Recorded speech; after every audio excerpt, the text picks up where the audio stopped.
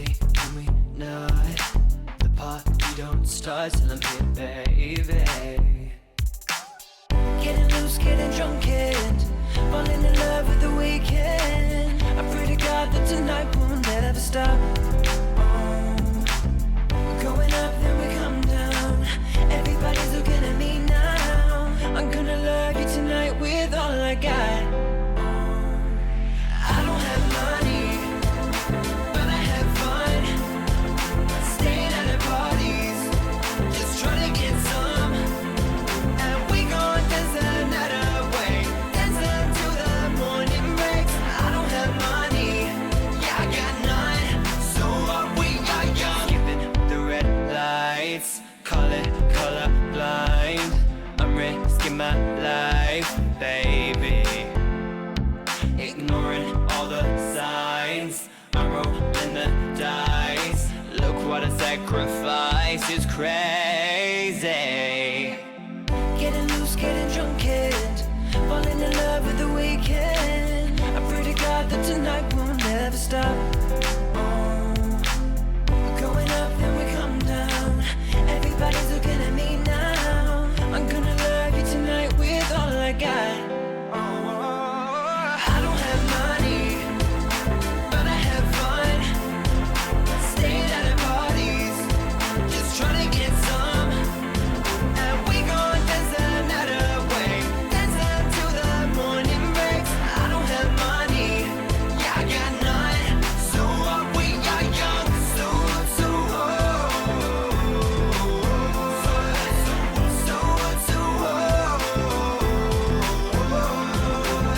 Getting loose, getting drunk, and falling in love with the weekend. Waking up with my best friend.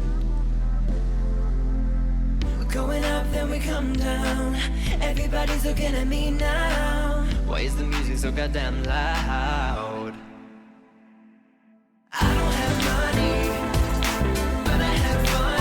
Oh yeah. Staying at the parties, just trying to get some. And we gon' dance the night away, dance until the morning breaks. I don't have money, yeah, I got none. So what, we are young. So what, so I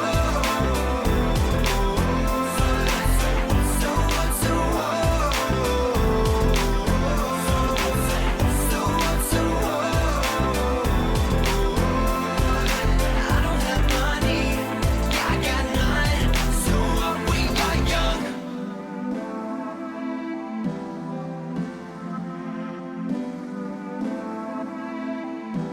So what, we are young.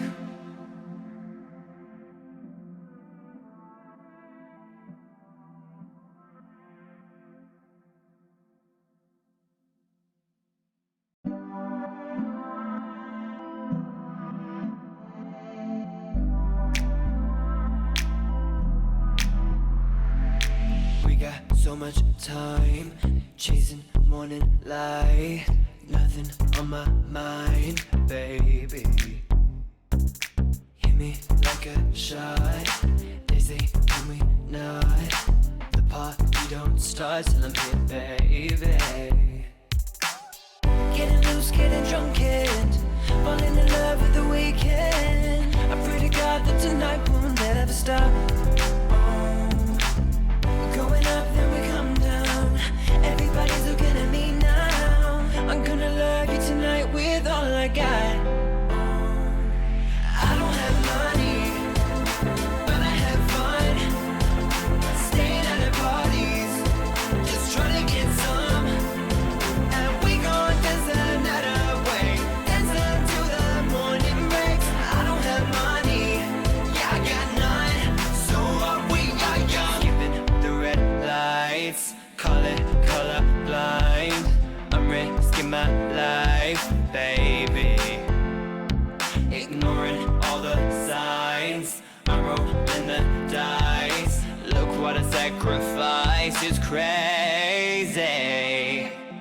Getting loose, getting drunk, and falling in love with the weekend. I pray to God that tonight will never stop. We're going up, then we come down. Everybody's looking at me now. I'm gonna love you tonight with all I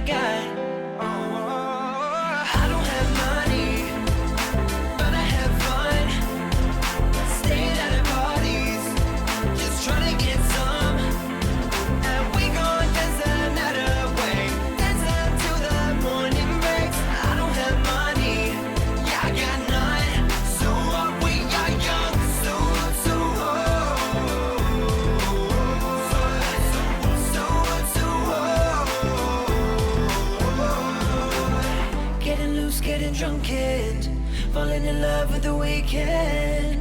Waking up with my best friend. We're going up, then we come down. Everybody's looking at me now. Why is the music so goddamn loud? I don't have money, but I have fun. Oh yeah. Staying at the parties, just trying to get some. And we gon' dance the night away. Dance till the morning breaks. I don't have money, yeah, I got none. So what, we are young. So what, so what? So what, so what? So what, so what? I don't have money, yeah, I got none. So what, we are young.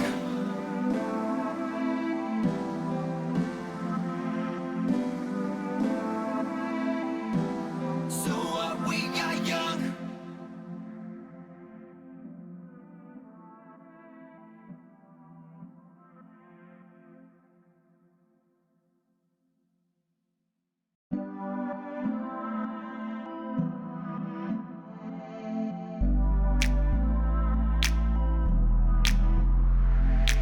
We got so much time, chasing morning light.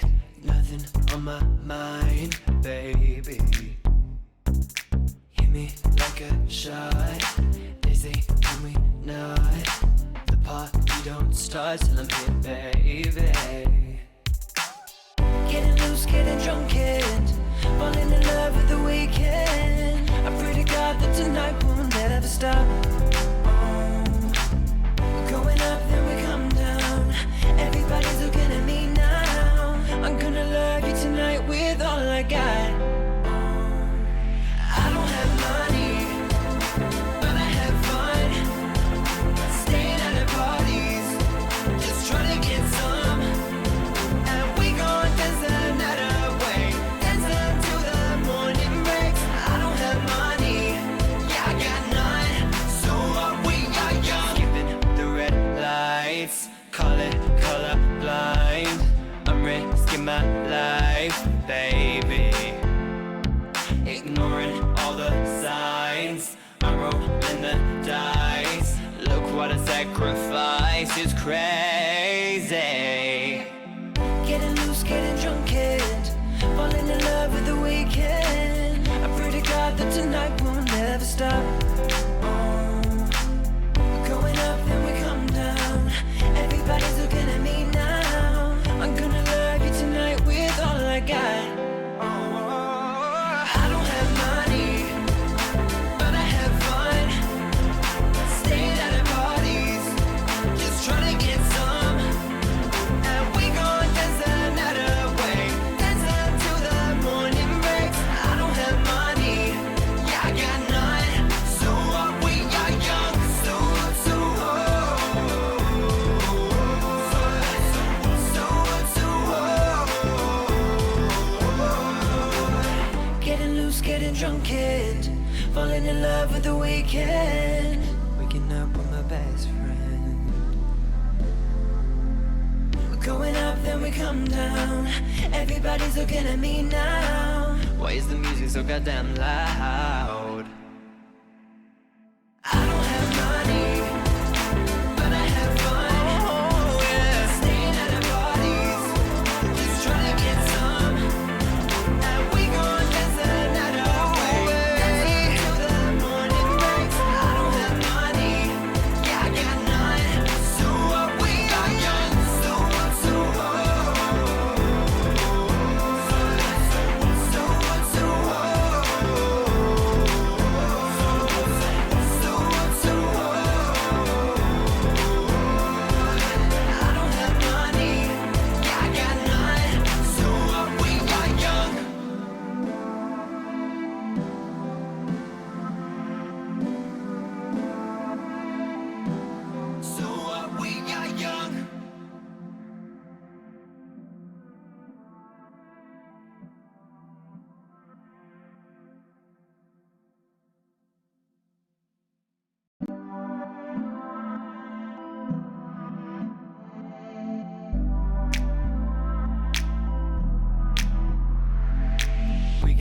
so much time chasing morning light.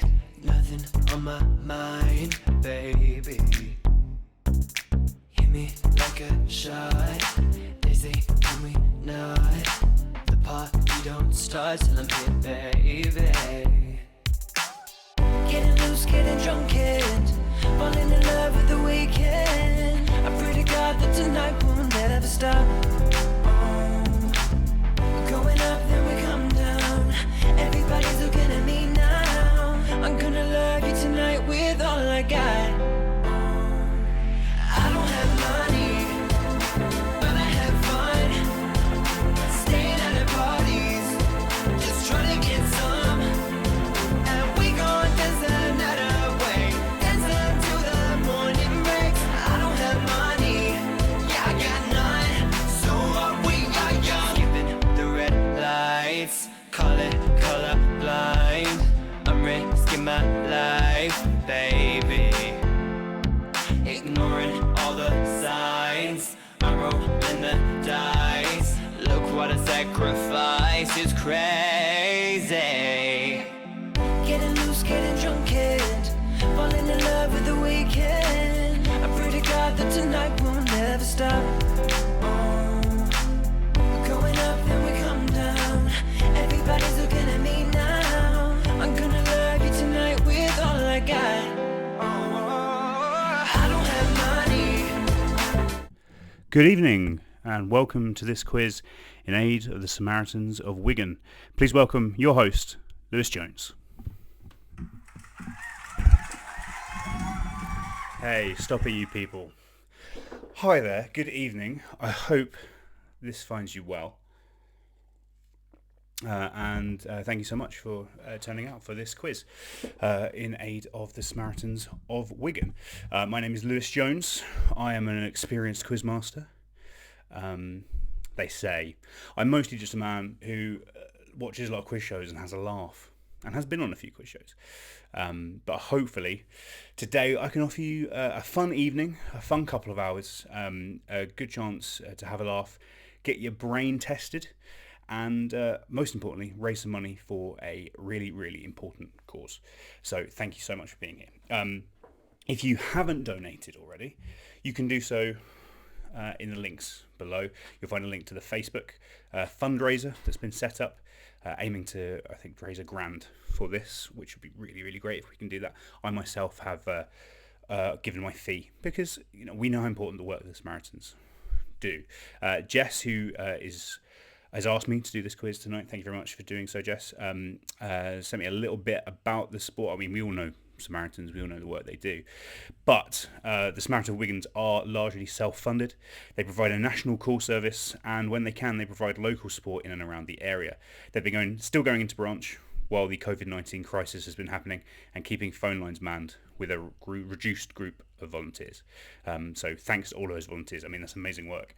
It's not the sort of thing maybe we've been hearing about in the news so much, but there are so many people doing these important jobs up and down the country. I myself worked in mental health for 4 or 5 years at the early part of the decade.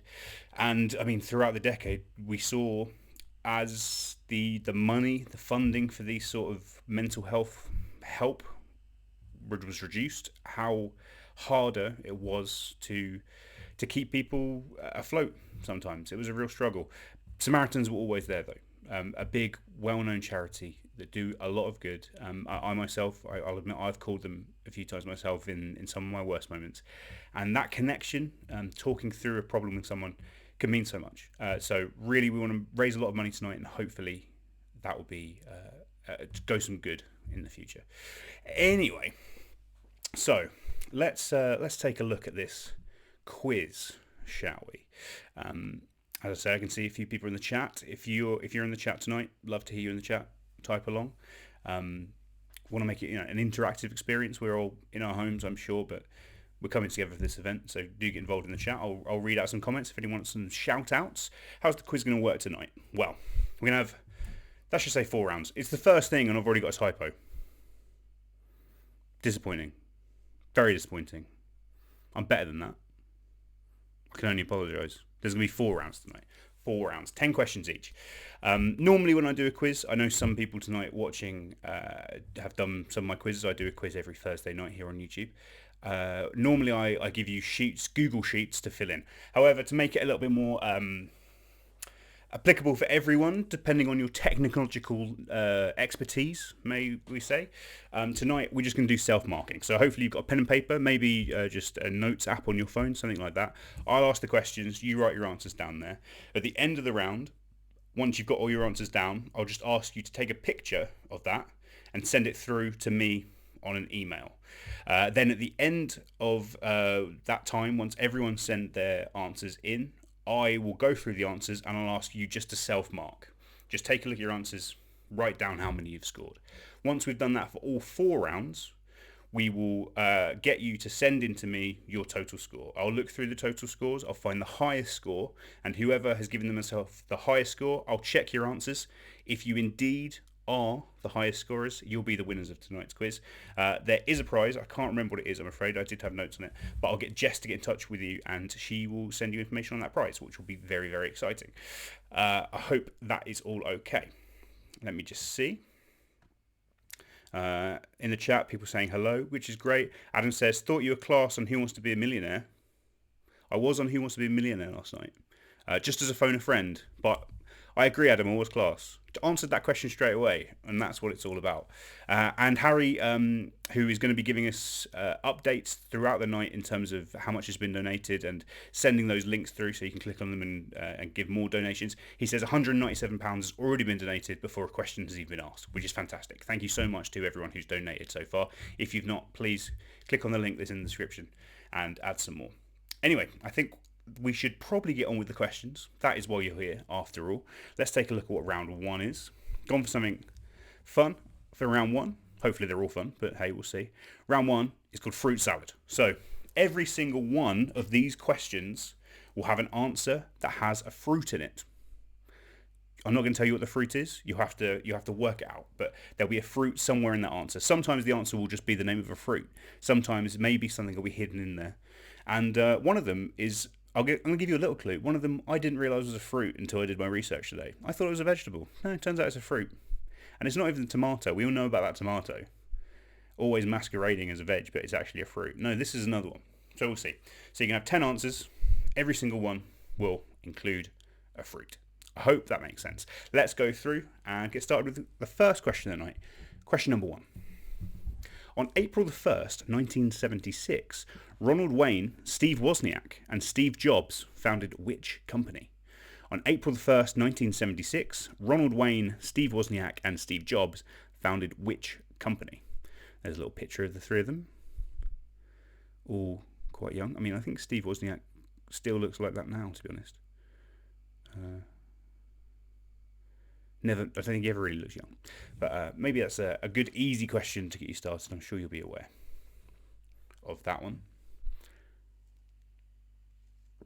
I have been called notorious in the past for my quiz mastering, and perhaps for my ability to go a little bit hard on the people coming to answer the questions. So tonight I've definitely toned it down a little bit. I think it's a little bit easier than my normal stuff, but still fun. The only reason we're here is fun, and to raise awareness and raise money for an important cause. So hopefully you won't be too taxed by me. Anyway, that's your Q1. On to Q2. In the name of the Mixed Martial Arts Company, what do the initials UFC stand for? In the name of the Mixed Martial Arts Company, what do the initials UFC stand for? I'm sure a lot of you are aware of the UFC, Conor McGregor and such. He's probably the biggest name in it. Ronda Rousey, she had a big name in the women's division for a while. There was talk, of course, before this whole crisis began, that the guy who runs the competition wanted to basically hire a private island and have the sport continue on a private island. I don't think that worked out. The virus still could spread to a private island, it turned out. Who knew? That virus gets everywhere. But I know that lots of people are looking forward to this coming back. It's had a real resurgence in the last few years. It's been around for about 20, 30 years, I think, the competition. But more recently, I think it's the fastest growing sport in the world, actually, MMA. Very impressive.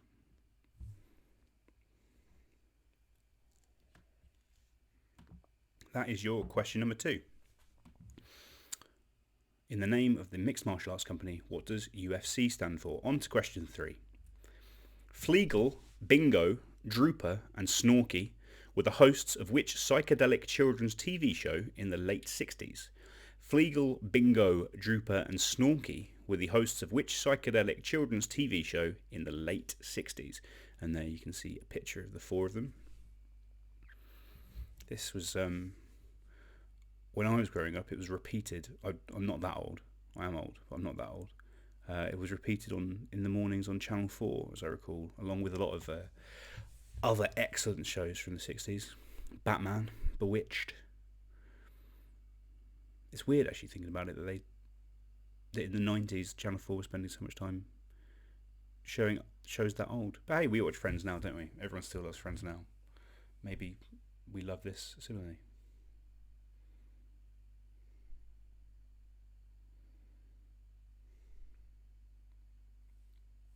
So that is question number 3. Flegel, Bingo, Drooper and Snorky were the hosts of which psychedelic children's TV show in the late 60s? On to question number 4. In 1381, Wat Tyler led which popular rebellion against the poll tax and the government of Richard II? In 1381, Wat Tyler led which popular rebellion against the poll tax and the government of Richard II? I'm sure you remember this one from history. I've got a lovely old painting there. To be honest, I'm not massively aware of this area in history myself, but reading about it today, fascinating. Who knew? Richard II was only like 15. I hope we get a nice young king. I like the Queen enough, but she is old. Let's put a baby in charge. Why not? Be a good laugh. So that's question number 4. In 1381, Wat Tyler led which popular rebellion against the poll tax and the government of Richard II? On to question number 5. Buffalo Stance was a worldwide hit in 1988 for which Swedish singer, the mother of 2020 Brit Award winner Mabel? Buffalo Stance was a worldwide hit in 1988 for which Swedish singer, the mother of 2020 Brit Award winner Mabel? I think Mabel won Best British Solo Female, I think, at this year's Brits. I had no idea that these two were related until I saw it on that evening's broadcast. But both excellent. Buffalo Stance itself is an absolute banger. I'm sure we can all agree. I particularly love it as the theme. It was the theme tune to Jamie's 15-Minute Meals. My favourite of the Jamie gives himself a very small amount of time to cook you a dinner series.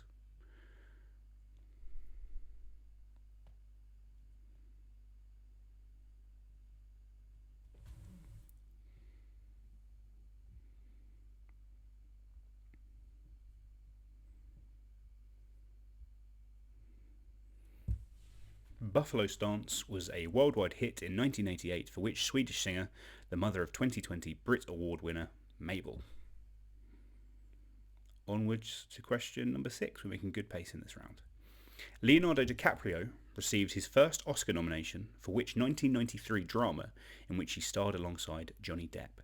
Leonardo DiCaprio received his first Oscar nomination for which 1993 drama in which he starred alongside Johnny Depp?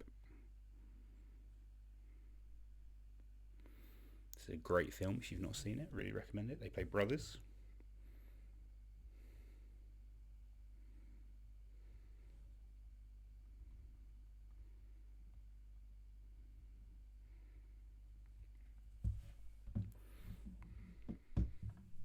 I'm seeing that the donations has crept up a little bit more in the last few minutes, which is great to see. Again, if you've not donated yet, please go onto the Facebook, follow the instructions there, drop them a donation. If you haven't got Facebook and you're just watching this through other means, you can go onto the Samaritans of Wigan's website, just search Samaritans Wigan. You can donate that way as well.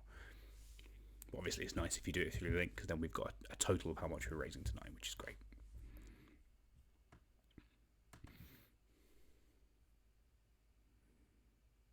In the chat, assuming relating to that UFC question, Harry says, think Fighting Island is still a possibility. That's how we should settle the tiebreak. Fantastic idea, Harry. Hopefully we won't end in a tiebreak tonight. I've got a few multi-point questions up my sleeve, which will hopefully settle the wheat from the chaff. But if not, a big old brawl on a desert island might be an idea. Hopefully we can probably buy that island off of Richard Branson that he's trying to flog, so he can get tax relief from the government for Virgin Airways. Might be an idea. That was question number 6. Leonardo DiCaprio received his first Oscar nomination for which 1993 drama? Question number 7. The Paternoster Chop House, run by Maitre d' Fred Sirix, is the setting of which Channel 4 reality series? The Paternoster Chop House, run by Maitre d' Fred Sirix, is the setting of which Channel 4 reality series? I realise now that I've never actually said or heard Fred's surname out loud, so I'm guessing it's Sirix. Siri E-I-X. He's got a lot of eyes in there, hasn't he, Fred? Maybe too many. Seems like a nice enough man, though. The Paternoster Chop House is in London, right near St Paul's. Though I believe the next series of the show is going to be set in Manchester. They're moving it. Interesting.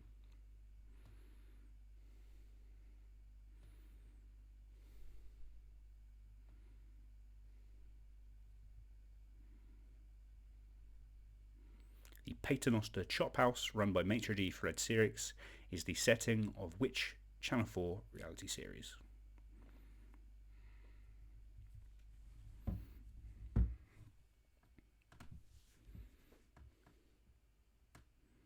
That's cue number 7. On to cue number 8. Bit of audio for you, so you're going to have to listen to this piece of music. Just give me the name of the piece of music. I'm sure it's one that you'll recognise. But what is its name? Here it is.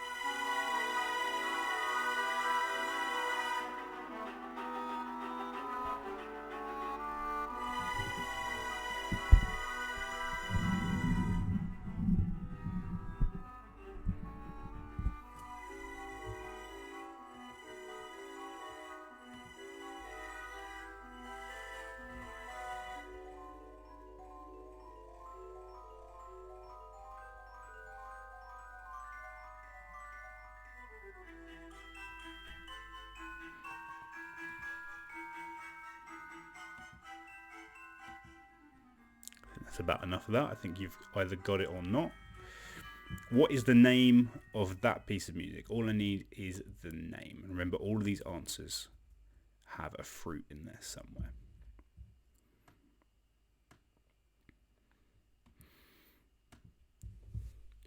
As the kids say, I think that slaps. It's a bopper. A bopper? No, it's a banger and it's a bop. Not a bopper and it bang. That's not how it works. It's a banger, it bops, and it slaps. You're welcome, the kids. So that was number 8. Name that piece of music. On to question number 9. Name the type of verse this is an example of. There once was a farmer from Leeds who swallowed a packet of seeds. It soon came to pass he was covered with grass, but he has all the tomatoes he needs. There once was a farmer from Leeds who swallowed a packet of seeds. It soon came to pass he was covered with grass, but he has all the tomatoes he needs. What is that type of verse called?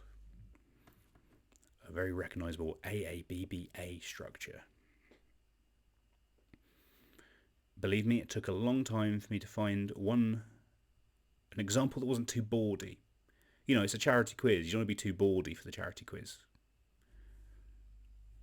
This one I thought was good and fun, but without, it wasn't blue. It wasn't too blue.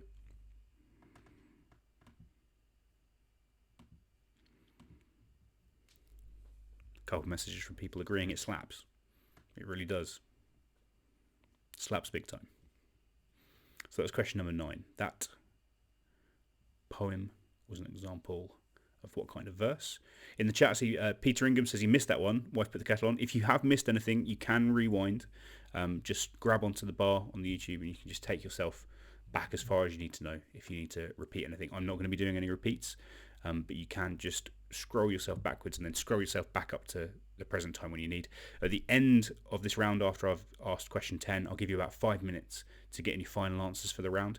That can be a good opportunity to scroll back and find where you need to be. Anyway, so question 10, the last question in this fruit salad round. Henry Croft is believed to be the first person to hold which title? A working class London tradition. And there you can see an example of one of more recent years. Henry Croft is believed to be the first person to hold which title? A working class London tradition. It's a strange one. It's one of those things where I imagine if you'd never heard about it and you just found out about it, you go, what? How's that a thing? It is strange, but, it's classic England. The classic English eccentric. That's what we're all about, right? And there is a man, a current day person who holds this title. What is that title? And that is all of the questions so far in this quiz and in this first round. So, what are we going to do? Normally, I'd give you a sheet, as I said, but I'm just letting you self-mark. So what I need you to do instead is this. Take a picture of your answer sheet. Alternatively, you can just write down your answers in an email. Either is fine. And then send it through to me and my email. My email address, you can see it there, is lewisjones47@hotmail.com. Put your team name as the subject of that email. That means all of your answers will be concocted together, so I'll be able to find everything very easily. So just take a picture or write down all of your answers in an email and send them to me, lewisjones47@hotmail.com. Send that through to me and I can start looking at them, but obviously it's you that's going to be marking them, and we'll do that in a moment. So I'm going to give you 5 minutes, I think, from now to finalise your answers. Do skip back through in the video if you need to double check exactly what some of the questions were. But otherwise, I hope you've taken notes and you can send those through to me. Once I've got them all in, we will start thinking about what the answers are. So I will see you in a couple of minutes.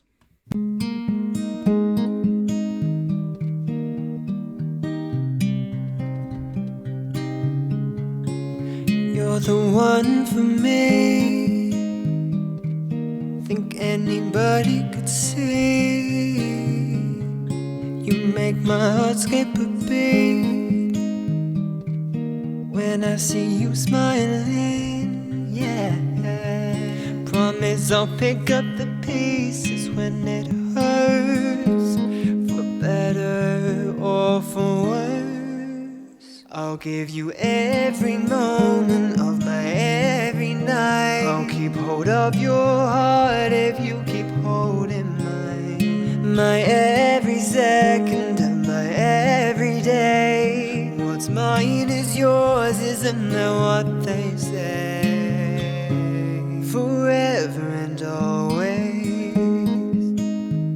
Forever and always. My heart beats only for you. There's nothing in this world that I wouldn't do for me to stay next to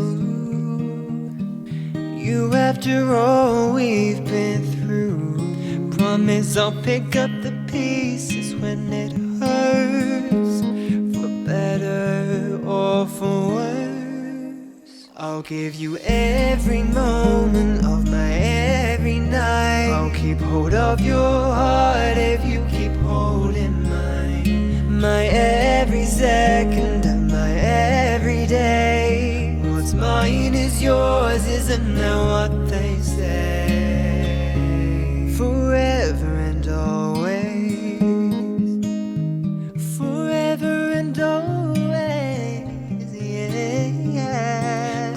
Promise I'll pick up the pieces when it hurts, for better or for worse. I'll give you every moment of my every night. Keep hold of your heart if you keep holding mine. My every second of my every day. What's mine is yours, isn't that what they say? Forever and always, forever and always, forever and always, forever and always, forever and always.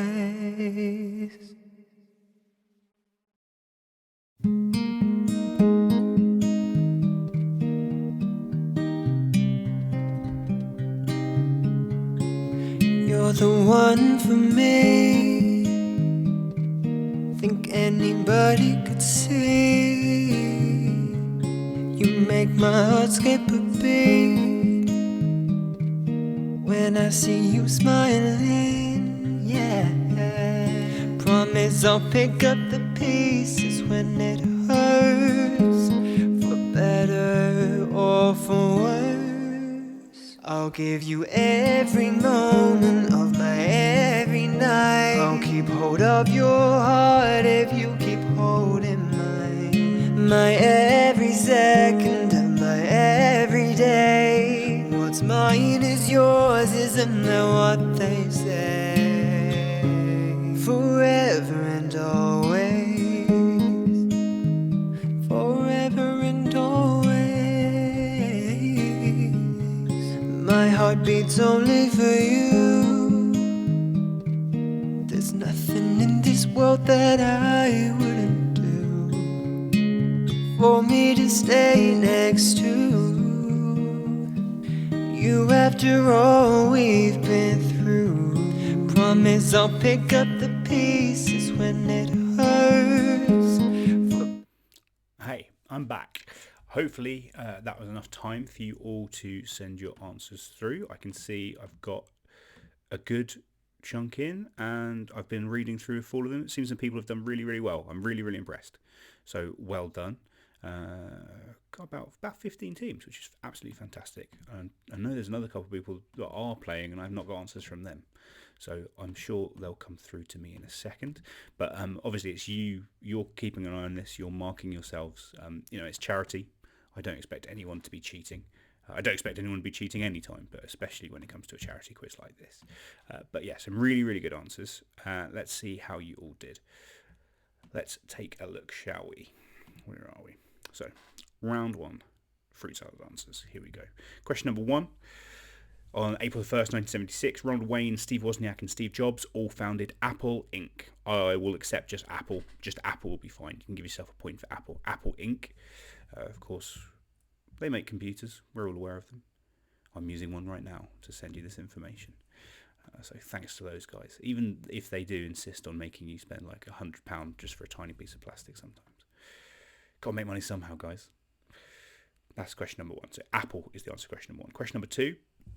In the name of the Mixed Martial Arts Company, what does UFC stand for? It stands for Ultimate Fighting Championship.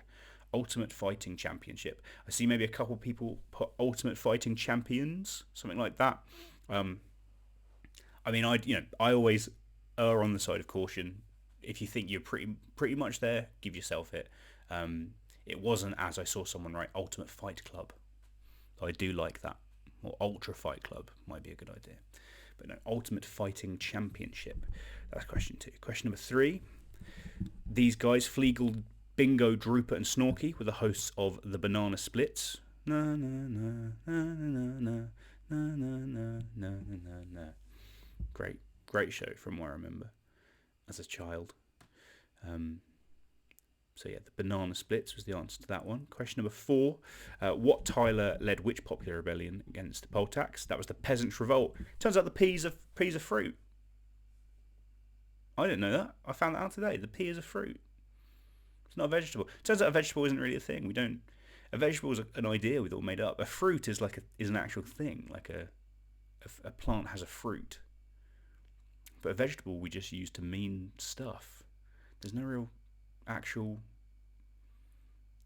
description of it other than what we've all collectively decided a vegetable is. Who knew?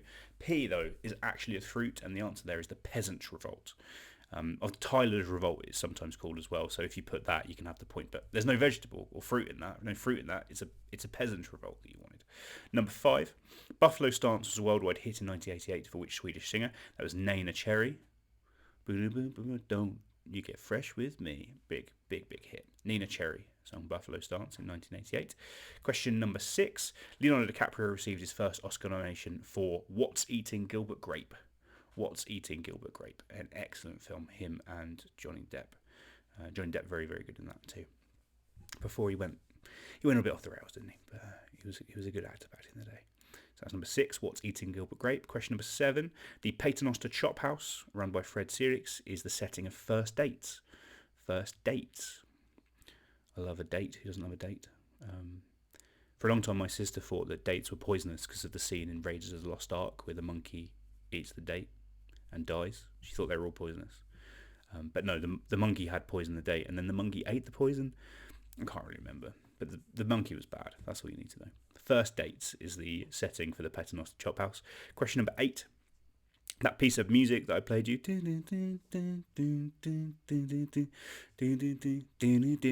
We all agreed it slapped, and it was a bop, and it banged. That's the Dance of the Sugar Plum Fairy. That's the bit that I needed. It is from the Nutcracker Suite. I saw a few of you put that as well, which is fantastic. But Dance of the Sugar Plum Fairy was that specific piece of music from the Nutcracker by Tchaikovsky, of course. I saw Yaroslav in the comments, very happy for a bit of Russian representation. So yeah, the Dance of the Sugar Plum Fairy is question number 8. Question number 9. This was a type of what verse? They wanted from Leeds, etc. That's a limerick. A limerick.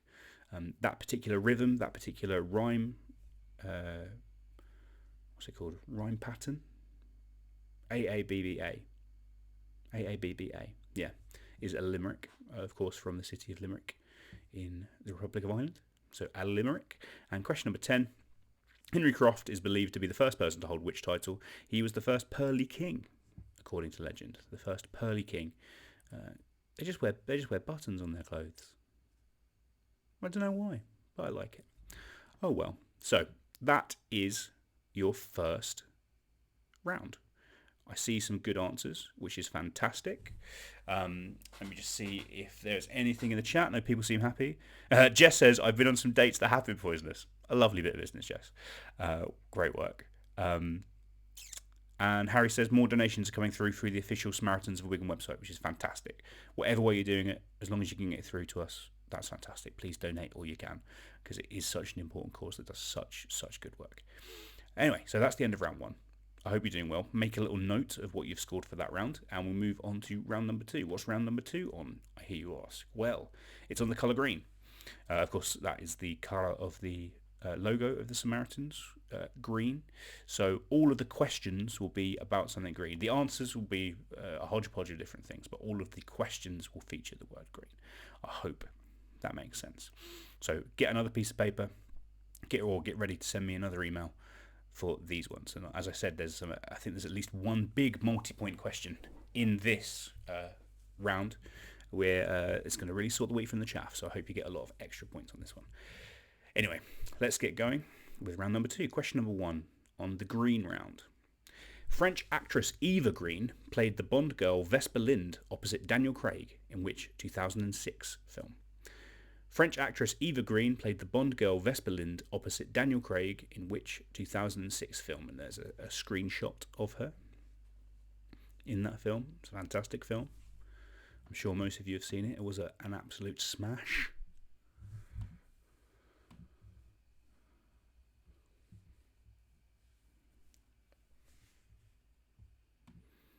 I was very much looking forward to the new Bond film that I should have seen over a month ago in a different world, but no.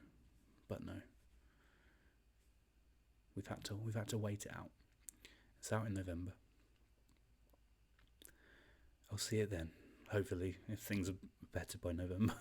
We'll see. So that's question number 1. French actress Eva Green played the Bond girl Vesper Lind opposite Daniel Craig in which 2006 film? Question number 2. Since 2010, Caroline Lucas has been the Green Party's sole MP representing a constituency in which city? Since 2010, Caroline Lucas has been the Green Party's sole MP representing a constituency in which city? Don't need the full name of the constituency. If you do that, though, I would be very, very impressed, but there'll be no bonus points, I'm afraid. Just give me the name of the city that has the constituency in it that Caroline Lucas represents and has done so far since 2010 in, how many? Well, 4 elections. She's keeping it up down there. The Green Party haven't been able to get another MP anywhere else, but they're keeping that one down there, and good for them. I know any of the guys in the chat on watching the quiz who are on the journalism course with me will have seen the stats about the number of votes that they got to get that one seat, and it's frankly shocking the way that votes give how they give you different MPs depending on how many. They had like millions of votes, one person, and then other parties get like 50,000 votes an MP. It's crazy. But the one place they're successful and enough people are in the same area to get the MP Caroline Lucas elected, where is it? Give me the name of that city. That's question number 2. On to question number 3. The phrase green-eyed monster, meaning jealousy, first appeared in which Shakespearean tragedy that shares its name with a board game?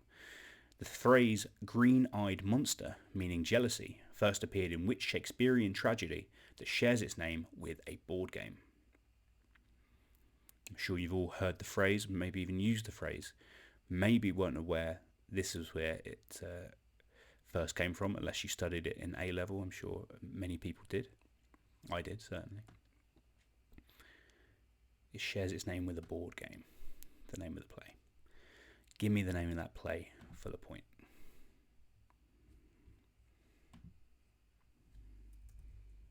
And I've seen, while I was giving the answers out, I had 2 or 3 more answer sheets come through as well, which is fantastic.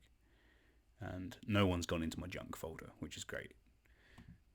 The filter has decided that you're all worthy and your answers are good.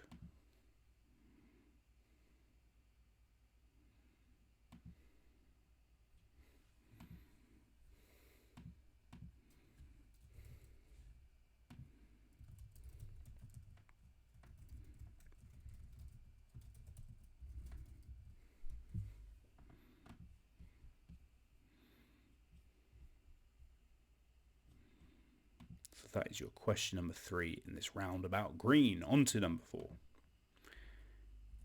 Which planet is the hottest in our solar system due to the vast amount of carbon dioxide in the atmosphere that creates a greenhouse effect? Which planet is the hottest in the solar system due to the vast amount of carbon dioxide in the atmosphere that creates a greenhouse effect?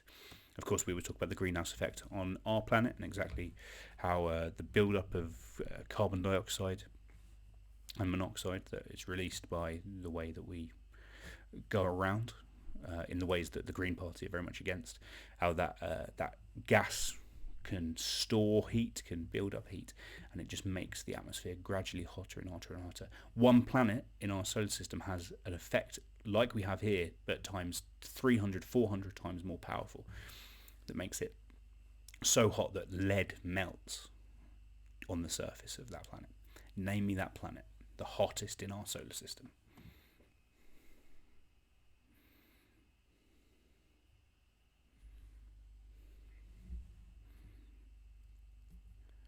Gareth says, "Give us some easy ones, Bamba." I mean, I'm going as easy as I can go, Gareth. I've toned myself down for you guys. No, I've not. I apologise. Hopefully, I'm giving you questions that are A, fun. We're all having fun. That's the most important thing. B, make you think. I always say, and I've done a quiz. I'm pretty good at quizzes. I'm pretty successful at quizzes. Quizzes are about 10% knowing things. They're 90% good guessing. A good guess will get you everywhere in a quiz. A bit of luck, of course, always a crucial component. But that luck is what's going to get you there. So you know the planets. You can think about them. You can think about where they're situated. You can think about what maybe their atmospheres are like. what's going to be the one that's the hottest. And maybe if you don't know, you'll learn afterwards. That's always my hope. So that's question number 4. Which planet is the hottest in our solar system? Question number 5. The Green Bay Packers are an NFL team based in which US state with the capital Madison that is known as America's Dairyland? The Green Bay Packers are an NFL team based in which US state with the capital Madison known as America's Dairyland? Green Bay Packers, I believe, one of the most successful teams in the history of American football. Certainly in the pre-Super Bowl days. I think if you combine Super Bowl wins and pre-Super Bowl championships, they rank right up there. And I believe Green Bay itself is a very, very small town and has a very passionate following with the people in that town. But they're big everywhere. You see people, that logo, as you can see in the picture, that big G logo, you do see that everywhere. Another sport, much like UFC, that's really gaining traction this side of the pond.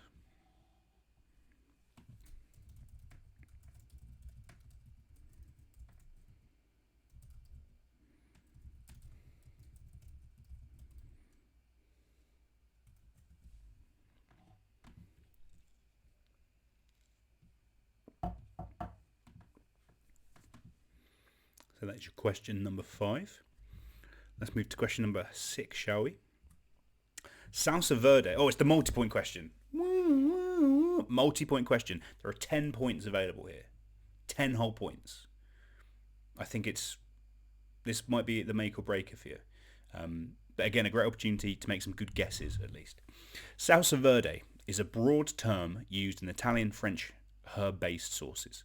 So there's rarely ever one specific recipe for a salsa verde. It's more of an idea, a delicious herby idea. Name the 10 ingredients that Jamie Oliver lists in his salsa verde for a point each.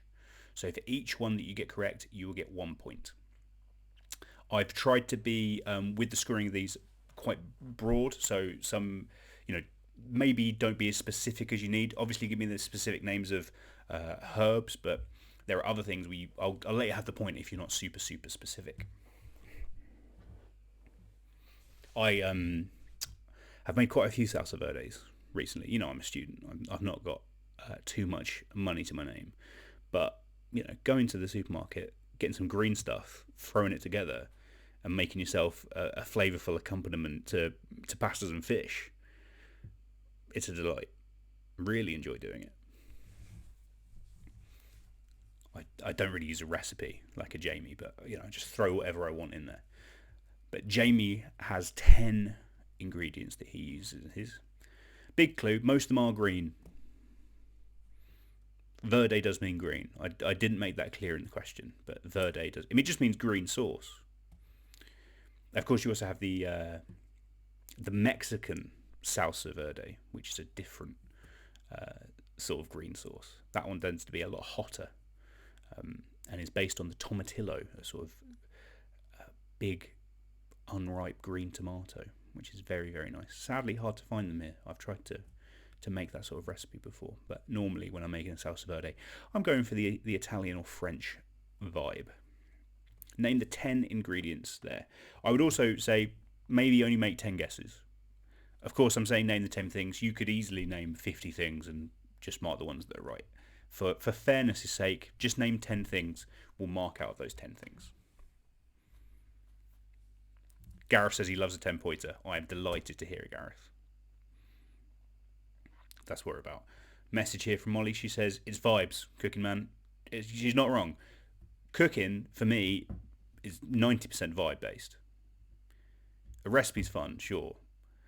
Baking, that's not vibe-based. Baking is a very strict science, and you should stick to that science. But most cooking, man, it's a vibe. Throw what you want together. Have a delicious treat.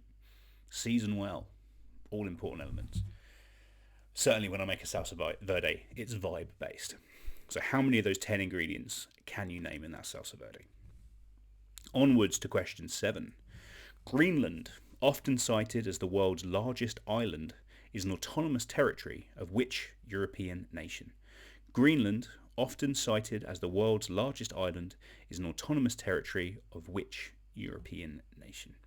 Of course, it's there in the North Atlantic, quite near Canada, sort of between Iceland and Canada. Big island. Of course, weird as an island. What is actually an island? What is an island? Now you think about it. Isn't all of America an island? Isn't every landmass an island? I don't know how they're defining island, but Greenland is often cited as the world's largest island. Who owns it? Which European country is in charge of Greenland? That is question number 7.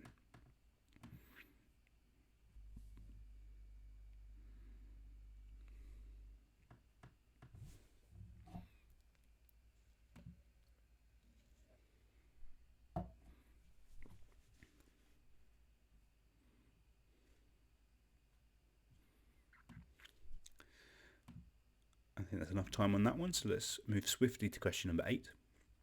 Which actor, pictured here, played Hal Jordan in 2011's superhero flop Green Lantern? Which actor played Hal Jordan in 2011's superhero flop Green Lantern?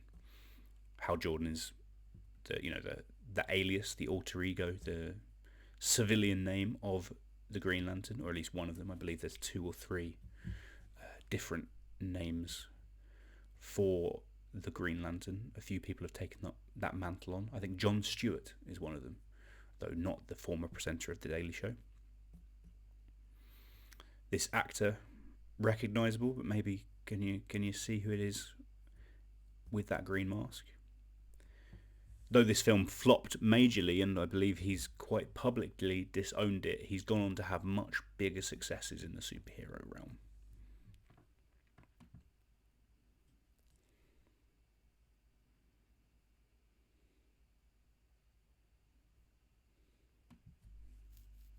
So that's question number 8. Which actor, as pictured, played Hal Jordan in 2011's superhero flop Green Lantern? Moving on to question number 9, penultimate question in this green round. Green Eggs and Ham was written by which children's author, the pen name of Theodore Geisel? Green Eggs and Ham was written by which children's author, the pen name of Theodore Geisel? Pen name or nom de plume, if you want to be all French and fancy about it. But Theodore Geisel was the real name of which children's author who wrote Green Eggs and Ham? I've not read it personally. Mostly because I don't like eggs or ham, let alone when they're green. That makes them less appealing. And I was not particularly appealed to begin with. Also hope you like this just collection of green things that I'm putting on the page to illustrate the greenness. Some of the best guys of all time that are green. I mean, even just on the level of characters: Bulbasaur, Jolly Green Giant, Very Hungry Caterpillar, Oscar the Grouch, Mike Wazowski, Yoshi, and Kermit. A strong lineup for the green team. And I like that frog, cute looking frog. That's question number 9. Green Eggs and Ham was written by which children's author, the pen name of Theodore Geisel? And finally, for round number 2, the last question of round number 2 before we go into a break. Between 1977 and 2011, which North African nation had a flag of just green without any details? Between 1977 and 2011, which North African nation had a flag of just green without any details? I've pictured for you there in the top corner their current flag. They changed flag in 2011. Of course, there was a lot of upheaval in this region politically in this time, the Arab Spring. There was a revolution in this country. The leader was deposed, and they replaced the green, just plain green flag with no details they had with this one, which is, I mean, it's a solid flag. If anyone who does my normal quiz will know, I love to look at a flag and just take it on its own merits. This one's solid to me. I think red, black, green is very, very strong. You can't go wrong with the old crescent moon and star. Very popular in the region, of course, as a sign for your flag.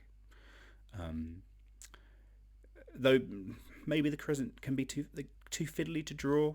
I think I do rate a lot of the quality of a flag on how easy it is.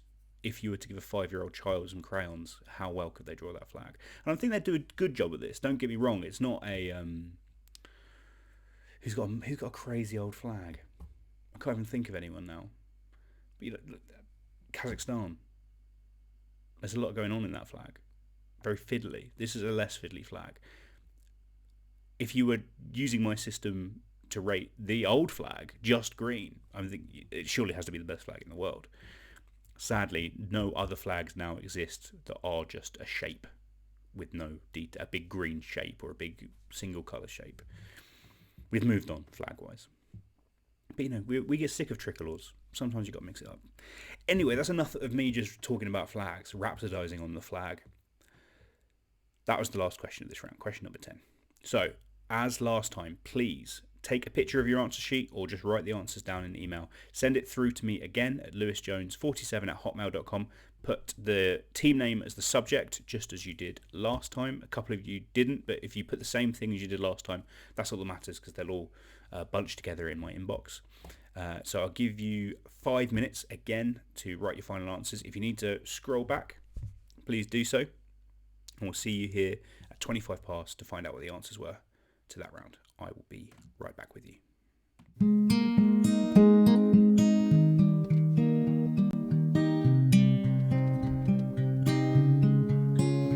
You're the one for me. Think anybody could see. You make my heart skip a beat when I see you smiling, yeah.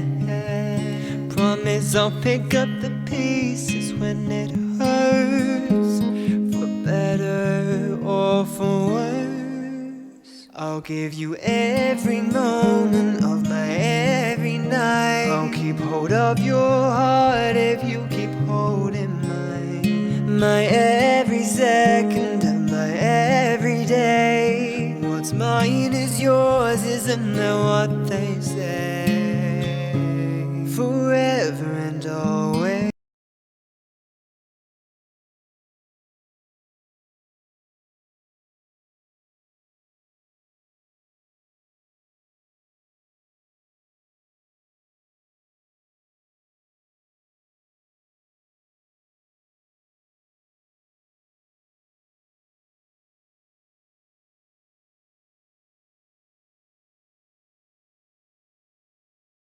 You know my name, but you don't know me. I know your face, the way that your eyes are glowing.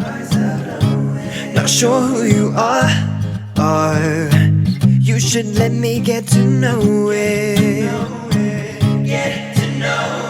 Cause this won't start if you don't let yourself show it.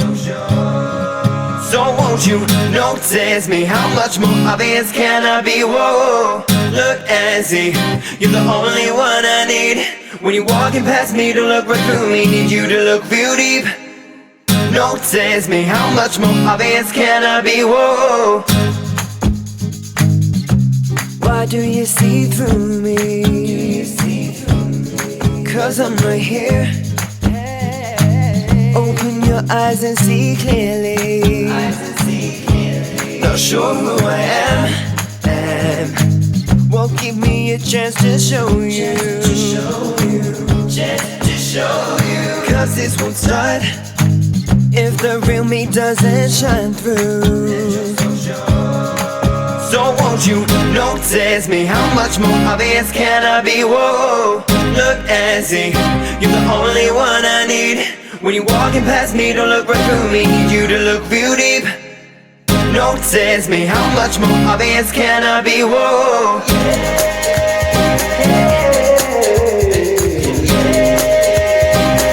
Notice me.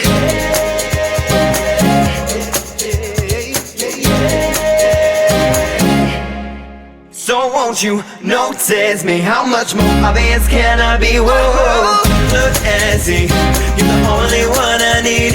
When you're walking past me, don't look right through me. Need you to look real deep. Don't test me, how much more obvious can I be? Whoa. When you're walking past me, don't look right through me. Need you to look real deep. Don't test me, how much more obvious can I be? Whoa. You know my name, but you don't know me. I know your face, the way that your eyes are glowing. Not sure who you are. You should let me get to know it. Cause this won't start if you don't let yourself show it. So won't you notice me? How much more obvious can I be? Whoa. Look and see, you're the only one I need. When you're walking past me, don't look right through me. Need you to look real deep. Notice me, how much more obvious can I be? Whoa. Why do you see through me? Cause I'm right here. Open your eyes and see clearly. Not sure who I am. Well, give me a chance to show you. Cause this won't start if the real me doesn't shine through. So won't you notice me? How much more obvious can I be? Whoa. Look and see, you're the only one I need. When you're walking past me. Hello, I am back. I see I've got everyone, I think, in, which is fantastic. I hope you enjoyed that round. Again, some very good answers. I think, hey, I don't want to give myself too much of a clap on the back, but I think I found the right mix of harder and easier questions there, and that nice chunky 10-pointer, hopefully giving you lots of opportunities to build up some points as well. So let's see what the answers were in that round, shall we? Cue number one. Eva Green played the Bond girl Vesper Lind in which Bond film? It was Casino Royale, 2006, Daniel Craig's first as Bond, his fifth No Time to Die, released later this year. Looking forward to it. So Casino Royale was the answer there. Question number two. Since 2010, Caroline Lucas has been the Green Party sole MP representing a constituency in Brighton. Brighton Pavilion is the name of the constituency she represents. Held it very, very safely for the last decade. Question number three. The phrase green-eyed monster first appeared in which Shakespearean tragedy? It was Othello.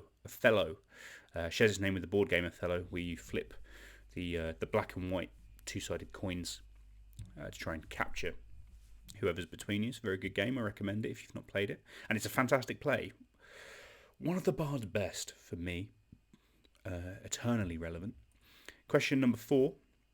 Which planet in the solar system is the hottest due to the carbon dioxide and the greenhouse effect there? It's Venus. Mercury, of course, is the closest to the sun, but that's the power of the greenhouse effect, how the carbon dioxide in the atmosphere allows that heat to build and build and build. Venus, the second planet from the sun, is the hottest. Question number five. The Green Bay Packers, the NFL team, are based in which state with the capital Madison? They're based in Wisconsin, in the north of the country on the Great Lakes. Very famous for their dairy, I believe. I think we've got some American players tonight, and they can tell us about it, I'm sure. Question number six. The 10-point question. This is the one that's going to separate you all, I'm sure. So you get 1 point for every correct answer you got out of these 10. So salsa verde is a broad term. Name the 10 ingredients that Jamie Oliver uses. Jamie Oliver uses garlic. You've got to have it as much as you can. That's my rule. Does the recipe say put 2 pieces of garlic in it? No, put 4 minimum, please. Parsley. He recommended flat leaf, but parsley's parsley, isn't it? Basil. Got to have basil. The king of herbs. Mint, capers, gherkins, anchovies. It's a salty time. You've got to have all 3 of those. Gherkins, particularly, I think is fantastic. I I put in a bit of the pickle juice myself when I'm making the salsa verde to give it a bit more of that tang. Mustard, I think he specifies Dijon, but I'll accept just mustard. Vinegar, again, he specifies red wine vinegar, I believe, but just vinegar I'll give it, and olive oil. So garlic, parsley, basil, mint, capers, gherkins, anchovies, mustard, vinegar, and olive oil. They're the 6 ingredients in Jamie Oliver's salsa verde. Give yourself a tick for each of those, maximum of 10 points you can have there. I'm looking forward to see how well everyone did on that question. Hopefully there were some 8s and 9s in there. I'm sure there was. Question number 7. Greenland, often cited as the world's largest island, is an autonomous territory of Denmark. Denmark are the people in charge of Greenland. I don't know what they do with it. It's the most sparsely populated area in the world, other than the Antarctic, I believe, and the Arctic. But in terms of like something that's got official sort of nationhood to itself, Greenland, the most sparsely, least densely populated, and that is a territory of Denmark. So well done if you got that one. Question number 8. Which actor played Hal Jordan in Green Lantern? It was Ryan Reynolds, of course, would later go on to get a lot more success playing Deadpool in 2 very, very fun, very popular films. I believe in both of those, actually, he makes fun of how bad the Green Lantern film was, because that's what Deadpool's like. He's going to talk to the camera, and he's going to tell you, he's going to break that fourth wall. It's fun. Question number 9.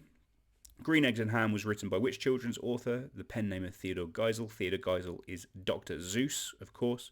The Cat in the Hat, most shortenly, is his most famous work. And question number 10, finally, between 1977 and 2011, which North African nation had a flag of just green before they changed to this one here? It was Libya. Libya under Gaddafi, of course, his green book. So he went for that green flag. So those were your answers. So very well done. Tot those up, make a note of that, and we'll come back to that later in the quiz to see who's won. For now, we're halfway through, which is great. I think we made good pace. We're an hour in. So I'm going to give you a 10-minute break. Go, grab a drink, make a brew, get a beer. It's Saturday night after all. Do a waz, have something to eat, whatever you need to do. We'll be back here in 10 minutes time, so at 22, and we will get on with the next 2 rounds then. So I will see you in a moment. I look forward to seeing you. You know my name, but you don't know me. I know your face, the way that your eyes are glowing. Not sure who you are. You should let me get to know it. Cause this won't start if you don't let yourself show it. So won't you notice me? How much more obvious can I be? Whoa, look and see, you're the only one I need. When you're walking past me, don't look right through me. Need you to look real deep. Notice me, how much more obvious can I be? Whoa. Why do you see through me? Cause I'm right here. Open your eyes and see clearly. Not sure who I am. Well, give me a chance to show you. Cause this won't start if the real me doesn't shine through. So won't you notice me? How much more obvious can I be? Whoa, look and see, you're the only one I need. When you're walking past me, don't look right through me. Need you to look real deep. Notice me, how much more obvious can I be? Whoa.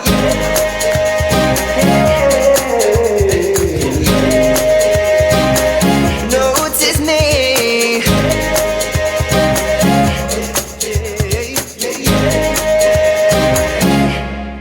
So won't you notice me? How much more obvious can I be? Whoa, look and see, you're the only one I need. When you're walking past me, don't look right through me. Need you to look real deep. Notice me, how much more obvious can I be? Whoa. When you're walking past me, don't look right through me. Need you to look real deep. Notice me, how much more obvious can I be? Whoa. You know my name, but you don't know me. I know your face, the way that your eyes are glowing. Not sure who you are, or you should let me get to know it. Cause this won't start if you don't let yourself show it. So won't you notice me, how much more obvious can I be? Whoa, look and see, you're the only one I need. When you're walking past me, don't look right through me, need you to look real deep. Notice me, how much more obvious can I be? Whoa. Why do you see through me? Cause I'm right here. Open your eyes and see clearly. Not sure who I am. Well, give me a chance to show you. Cause this won't start if the real me doesn't shine through. So won't you notice me, how much more obvious can I be? Whoa, look and see, you're the only one I need. When you're walking past me, don't look right through me, need you to look real deep. Notice me, how much more obvious can I be? Whoa.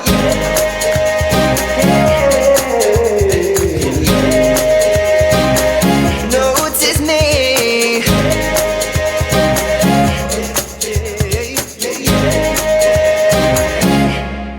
So won't you notice me, how much more obvious can I be? Whoa, look and see, you're the only one I need. When you're walking past me, don't look right through me, need you to look real deep. Notice me, how much more obvious can I be? Whoa. When you're walking past me, don't look right through me, need you to look real deep. Notice me, how much more obvious can I be? Whoa. You know my name, but you don't know me. I know your face, the way that your eyes are glowing. Not sure who you are, or you should let me get to know it. Cause this won't start if you don't let yourself show it. So won't you notice me, how much more obvious can I be? Whoa, look and see, you're the only one I need. When you're walking past me, don't look right through me, need you to look real deep. Notice me, how much more obvious can I be? Whoa. Why do you see through me? Cause I'm right here.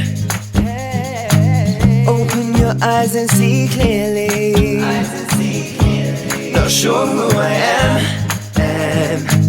Well, give me a chance to show you. Cause this won't start if the real me doesn't shine through. So won't you notice me, how much more obvious can I be? Whoa, look and see, you're the only one I need.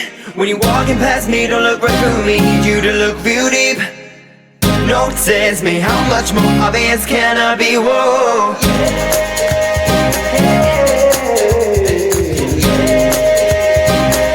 Notice me.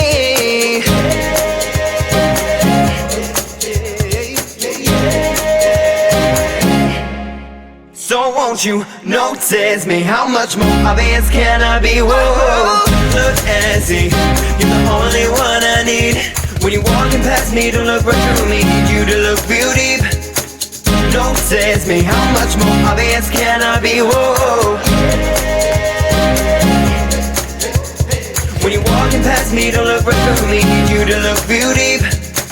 Notice me, how much more obvious can I be? Whoa. You know my name, but you don't know me. I know your face, the way that your eyes are glowing. Not sure who you are. You should let me get to know it.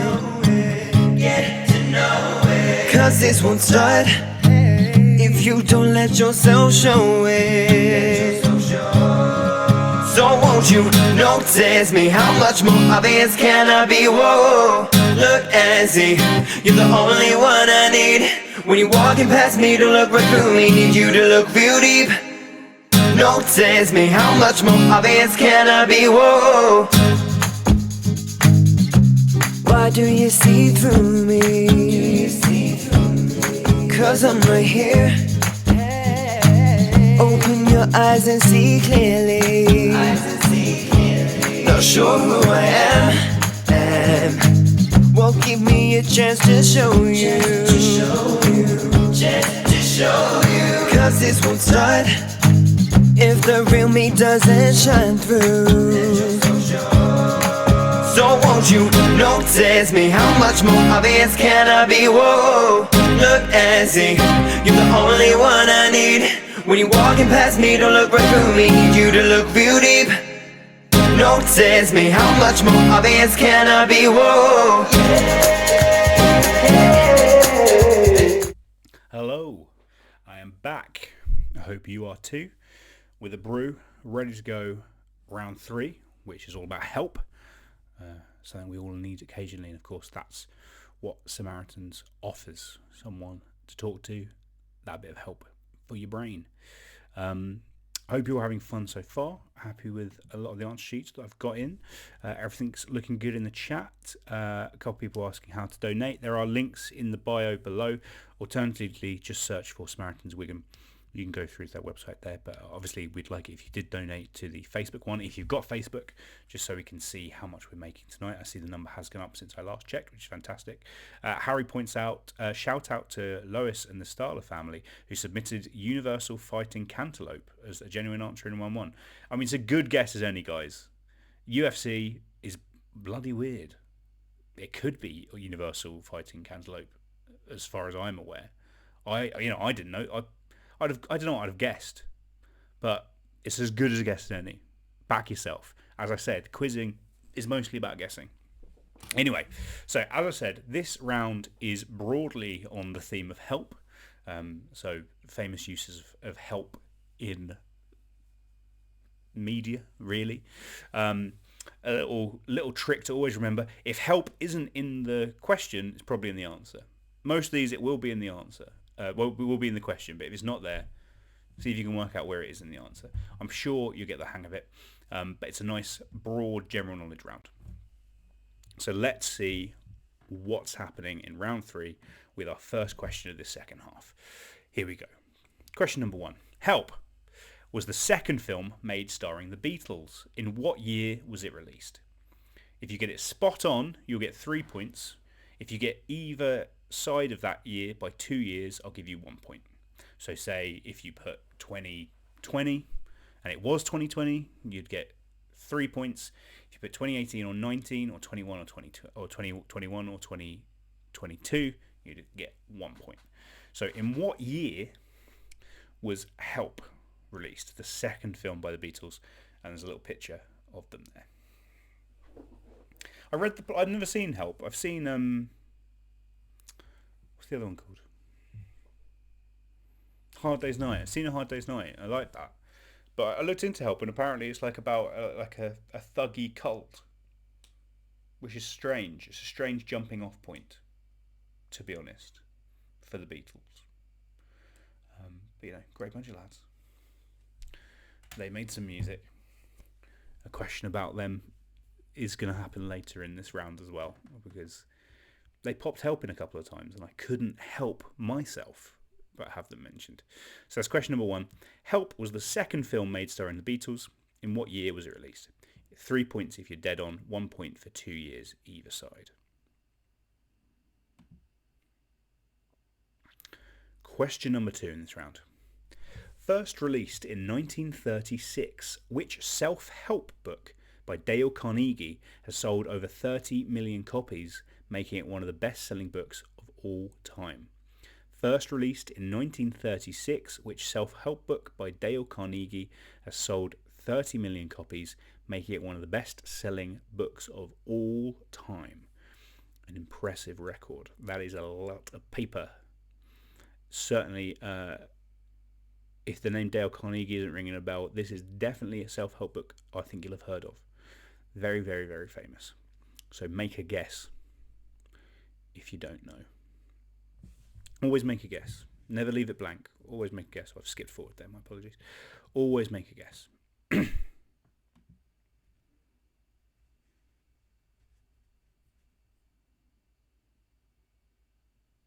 So that's question number 2. What was the name of that self-help book by Dale Carnegie? On to question number 3. We saw a little sneak preview of there. Which distress signal takes its name from the French for help me, rather than from the public holiday that it sounds like? Which distress signal takes its name from the French for help me, rather than from the public holiday that it sounds like? Those of you who wanted an easier question, you've got it, and you're welcome. I think that is it. I can't imagine you'll have any problems with that one.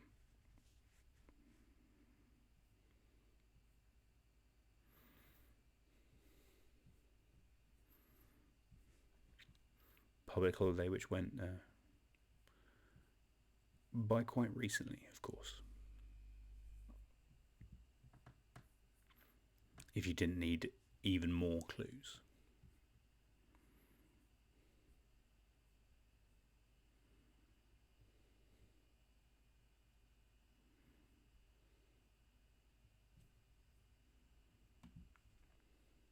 So that's question number 3. On to question 4 in this help round. Elvis Presley had a number 1 in 1962 with a double A-side of Rock-a-Hula Baby and which other song? Elvis Presley had a number 1 in 1962 with a double A-side of Rock-a-Hula Baby and which other song? I'm sure that shouldn't be too much of a leap for you.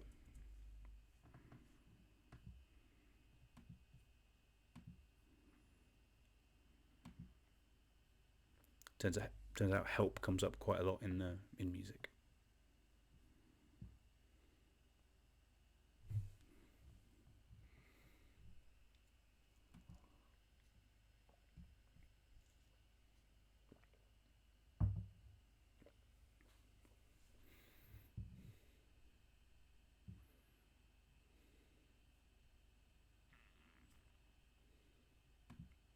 So that was your question number 4.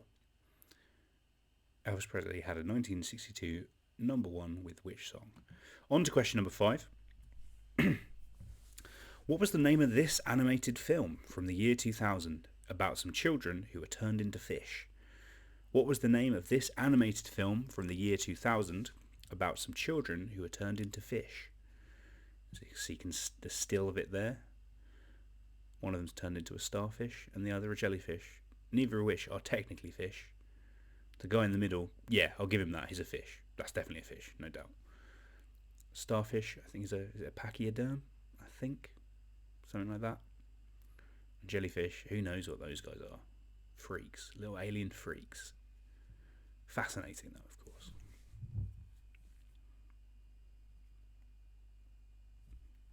What was the name of this animated film from the year 2000? I believe an evil scientist. They're always evil, aren't they, scientists? He created a potion and they drank that potion and it turned them into fish. We've all been there, guys. We've all been there. We've all been turned into a fish by a scientist's potion, haven't we? But what was the name of that film? Had an absolute bop for a theme tune, if I remember correctly. That's question number 5. What's the name of that film? Question number 6. The classic version of the American ready meal hamburger helper contains powdered sauce and which staple foodstuff to be combined with mince? The classic version of the American ready meal hamburger helper contains powdered sauce and which staple foodstuff to be combined with mince? I wrote this question because I was looking for things with helping, and I thought hamburger helper, and I had an idea of what I thought hamburger helper was. I assumed it was some sort of like a meatloaf, but what I found horrified me to my very core. And I really don't know why hamburger's involved. I'll give you that much of a clue. I have no idea what hamburger has to do with any of it, but it contains a staple foodstuff, a very everyday foodstuff, and you're supposed to combine that and the powder sauce with water, cook some mince, put it all together to give yourself a meal.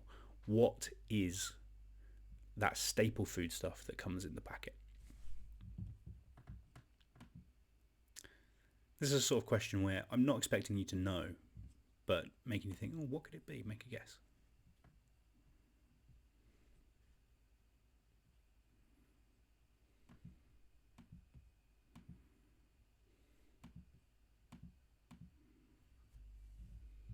So that's your question number 6. On to question number 7.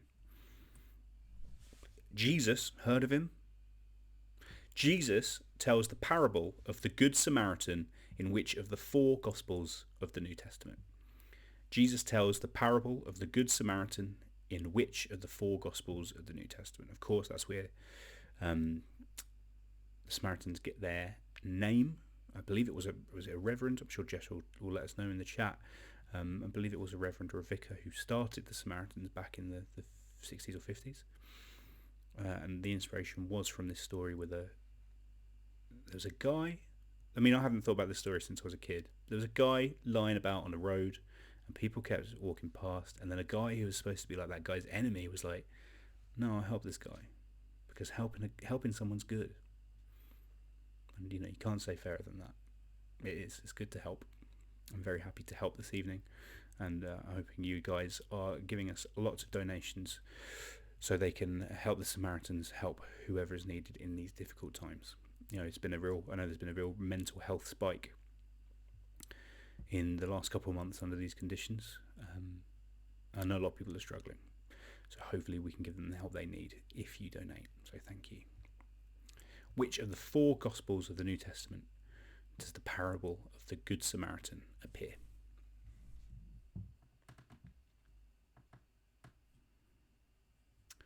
Gareth says, lots of head scratching going on in our house, Lewis. Well, I hope that's not an outbreak of knits, Gareth. I'm sure it could be difficult in these times. You don't want a knit outbreak when you're not leaving the house.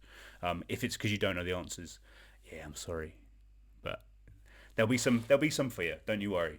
You're going to get some. And again, guessing. A good guess is what a good quiz is all about. Knowing stuff is overrated, my friend. So that was your Q7. What gospel of the Bible, the New Testament, was the Good Samaritan parable in? Question number 8. The Beatles again. With a little help from my friends, has been number 1 3 times in 1968, 1988 and 2004, each time by a different artist. Name them for a point each. And I'll let you know the Beatles is not one of them. Perhaps surprisingly. Of course, it's I think it's the second track on Sgt. Pepper's Lonely Hearts Club Band. But they did not have a number 1 with it. I don't think they even released it as a single. 3 other artists spread quite a way across history have had a number 1 with that single. Name those artists, you'll get a point for each.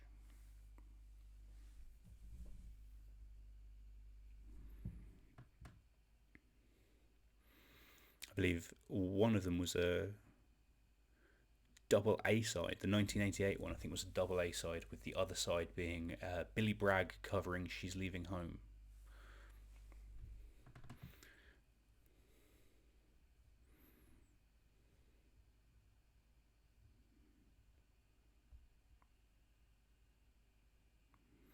Jess, thankfully very much, Jess points out Chad Varra founded the Samaritans. He was a minister, but the Samaritans is not a religious organisation. Very important to point out. Of course, it did come from his ideas and his faith, but no, it is for everyone. It's not specifically religious. But the good ideas that you don't have to be religious to think, yeah, Jesus had some really good things to say about helping people. So that's really good. So give them a call if you need anything. And Harry lets us know again, the Facebook link is in the description below if you want to donate. I read, how many people call the Samaritans. I can't remember the number, but I read how many people do call and how important those calls can be. The difference between a life and not. Sometimes it can be that severe. And when I've called them, I've never been, luckily, I've never been that far along. I've just felt in a difficult situation myself, but again, I can't thank them enough for when I've called and the assistance they've given me. And certainly when I worked in the mental health sector, the people that I worked with, I know would call them often and would be a real lifeline. So your money will go a long way. Please do donate. So that's question number 8. With a little help from my friends, has been number 1 3 times. Never the Beatles. 3 different artists. Name those for a point each. Nice little multi-pointer for you there. And question number 9. Another multi-pointer for you. 2 multi-pointers in a row. I am spoiling you. But name the 3 actresses pictured in this picture. It's a still. Pictured in this still from 2011's The Help. 2 of them were Oscar nominated for this film. Name them for a point each. In fact, all of these actresses are Oscar winners. One as lead, the other 2 as best supporting actor, I believe. Though one of them, certainly the role that she was in, was by no means a supporting performance. It was a lead performance. But it's all politics over the Oscars. You've got to put yourself in the category where you're more likely to win, and she did that. But certainly 3 very well known, very, very successful actresses. I've never seen The Help actually, but I hear it's good fun. Name those actresses for a point each.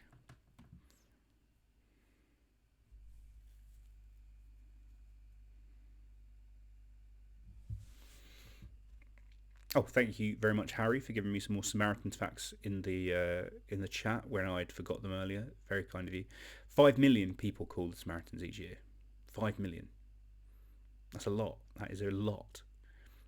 But it's help that's needed. And, we're supporting the Wigan branch today, but it's not just the Wigan area that they help. They do obviously go out in the area to help people, but it's the whole world. They get calls there from the whole world. That's how important it is. So please do donate. Again, those links are below. If you're struggling to use those links, or if you don't have Facebook to use that link, you can just go onto the website and donate directly there. So that's question number 9. Name these 3 actresses from the movie The Help. And finally, for this third round, our last question, question number 10. Used as a distress signal, what is Morse code for SOS? Used as a distress signal, what is the Morse code for SOS? I'm sure we're all familiar with Morse code. We're all familiar with SOS, save our souls. But what is SOS in Morse code? Did you write this, Lewis, because it's the only thing you know in Morse code? Yeah, big time. I've never been bothered to learn Morse code. I probably should. Probably could be useful. But SOS, when typed out in Morse code, what is it? I mean, I think it's probably the most commonly, certainly in films and such, it's a very commonly used sound. If someone's using that Morse code often, they will be using that SOS signal.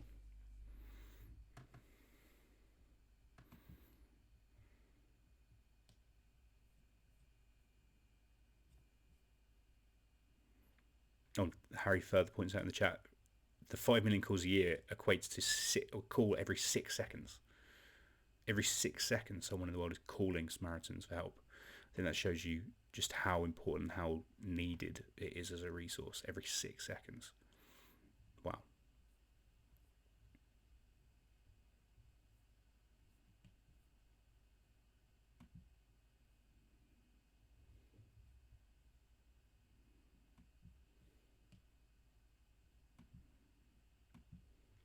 Anyway, that's your last question this round. Use as a stress signal. What is the Morse code for SOS? And that's the end of our third round. Fantastic. We're speeding through. Only one more round left, which should be a fun one, I hope. So for this one, as we have done every time, take a picture of your answer sheet or write your answers down on a email. Send it back over to me, lewisjones47@hotmail.com. Put your team name as the email subject once more so they all stack together in my emails. That'd be fantastic. Send them through to me. I'll give you another 5 minutes, so we'll go until 9 for you to get those through, and then we'll go through the answers. So best of luck, and I will see you in a moment. You know my name, but you don't know me. I know your face, the way that your eyes are glowing.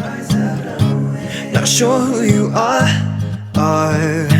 You should let me get to know it.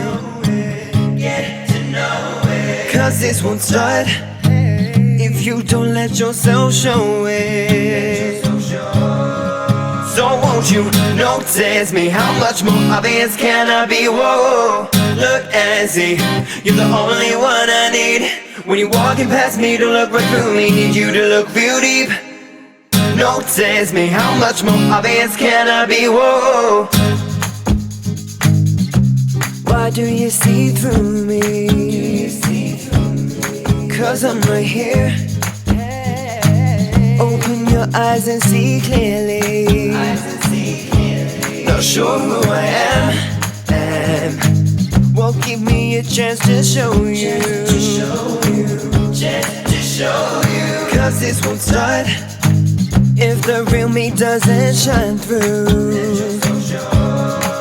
So won't you notice me? How much more obvious can I be? Whoa, look and see, you're the only one I need. When you're walking past me, don't look right through me. Need you to look real deep. Notice me, how much more obvious can I be? Whoa.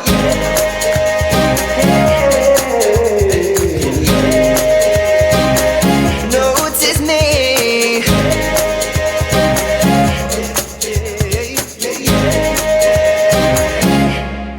So won't you notice me? How much more obvious can I be? Whoa, look and see, you're the only one I need. When you're walking past me, don't look right through me. Need you to look real deep. Notice me, how much more obvious can I be? Whoa. When you're walking past me, don't look right through me. Need you to look real deep. Notice me, how much more obvious can I be? Whoa. You know my name, but you don't know me. I know your face, the way that your eyes are glowing. Not sure who you are. You should let me get to know it. Cause this won't start if you don't let yourself show it. So won't you notice me? How much more obvious can I be? Whoa, look and see, you're the only one I need. When you're walking past me, don't look right through me. Need you to look real deep. Notice me, how much more obvious can I be? Whoa. Why do you see through me? Cause I'm right here. Open your eyes and see clearly. Not sure who I am. Well, give me a chance to show you. Cause this won't start if the real me doesn't shine through. So won't you notice me? How much more obvious can I be? Whoa, look and see, you're the only one I need. When you're walking past me, don't look right through me. Need you to look real deep. Notice me, how much more obvious can I be? Whoa.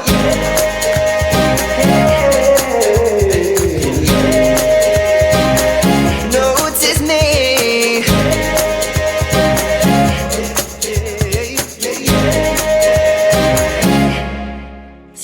won't you notice me? How much more obvious can I be? Whoa, look and see, you're the only one I need. When you're walking past me, don't look right through me. Need you to look real deep. Notice me, how much more obvious can I be? Whoa. When you're walking past me, don't look right through me. Need you to look real deep. Notice me, how much more obvious can I be? Whoa. You know my name, but you don't know me. I know your face, the way that your eyes are glowing. Not sure who you are, or you should let me get to know it. Cause this won't start if you don't let yourself show it. So won't you notice me? How much more obvious can I be? Whoa, look and see, you're the only one I need. When you're walking past me, don't look right through me. Need you to look real deep. Notice me, how much more obvious can I be? Whoa. Why do you see through me? Cause I'm right here. Open your eyes and see clearly. Not sure who I am. Well, give me a chance to show you. Cause this won't start if the real me doesn't shine through. So won't you notice me? How much more obvious can I be? Whoa, look and see, you're the only one I need. When you're walking past me, don't look right through me. Need you to look real deep. Notice me, how much more obvious can I be? Whoa.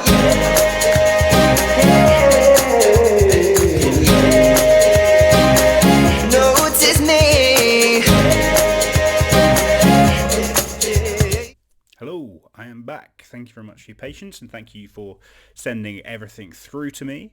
I've got some very good answers, as always, so really well done.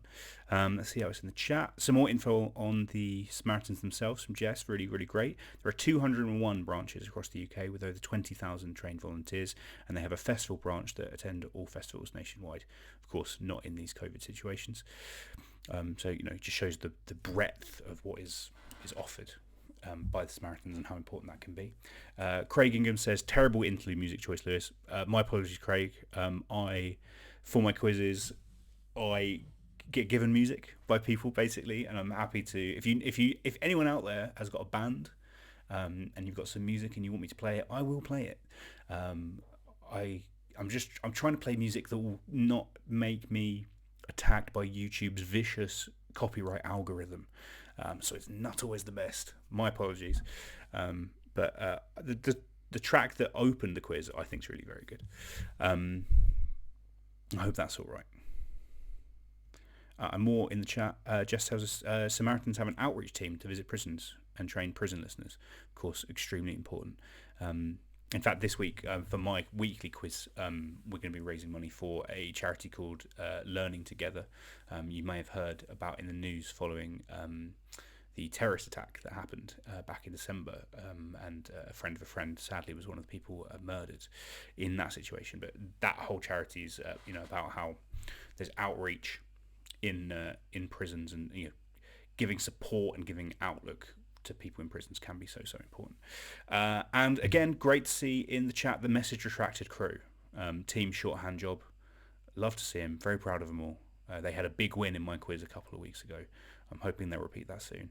And they're always typing message retracted or massage retracted. And I don't really know why, but I enjoy it. And that's all that matters. Anyway, let's get on with marking these answers, shall we? So, help. You've had some really good answers here, and some that I was very impressed with. Some questions I thought were harder than others. But looking at the answers, you've done pretty well. So let's see how we do.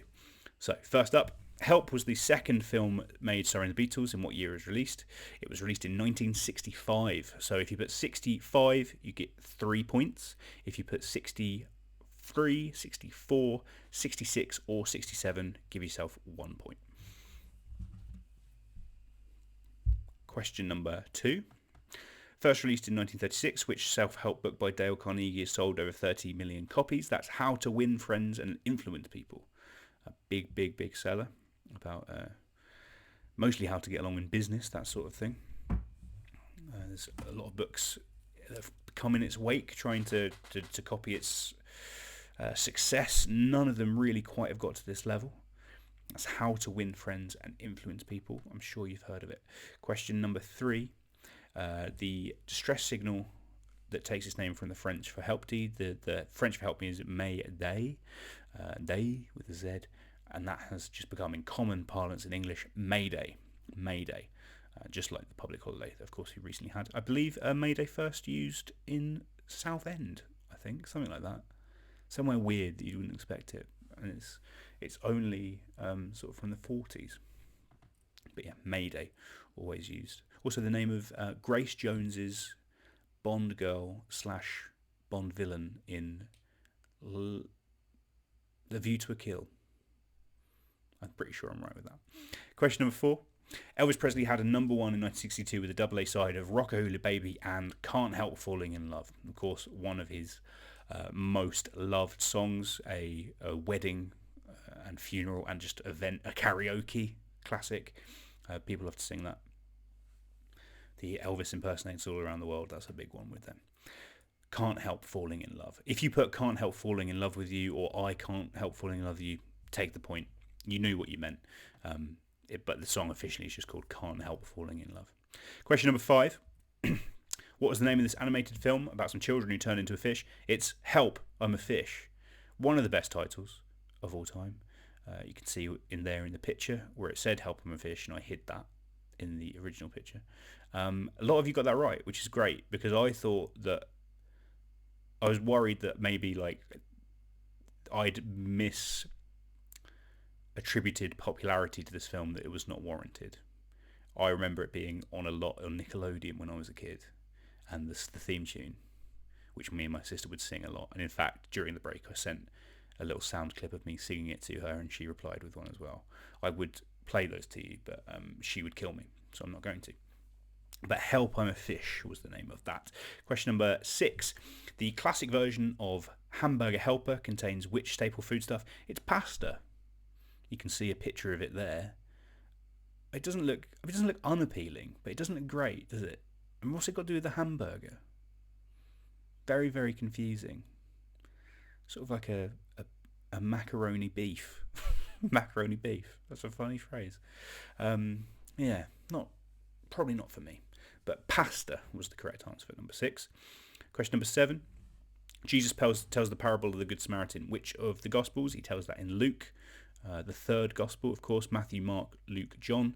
The 3 Gospels at the start of the New Testament, each basically in their own retelling the story of Jesus, and it's in that one where Jesus tells the parable of the Good Samaritan. So Luke was the answer you went there. If you put St. Luke, you can have that, of course, as well, but Luke will do. Question number 8. Another one about the Beatles. So, With a Little Help from My Friends by the Beatles has been number 1 3 times in 1968, 1988 and 2004. By which artists? So, in 1968, I'm sure this is the one that was most of you got because it's very famous. Joe Cocker did a cover of it that got to number 1.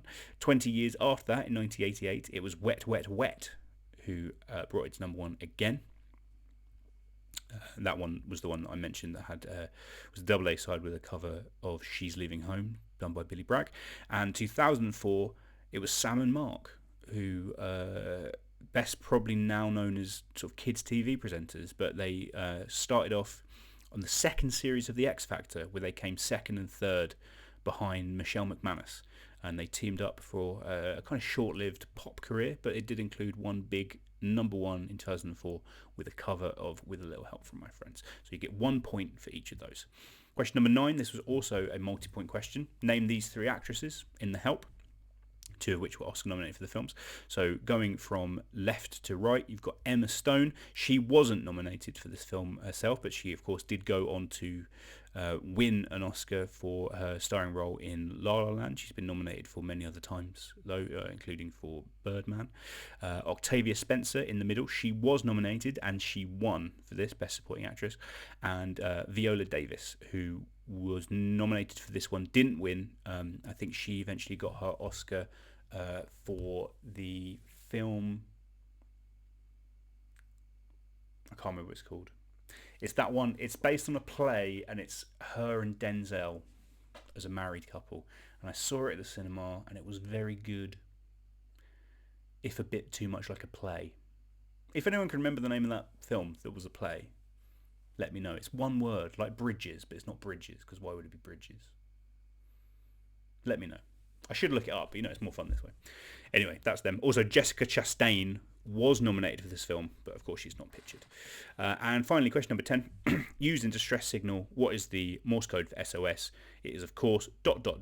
dash, dash, dash, ... So anything like that will be fine. If you've written the words dot and dash, that's great. If you've just drawn the symbols, that's great. Give yourself the point. ... dash, dash, dash, ... S is the 3 dots, O the 4 dashes. So that is your lot. That's that round.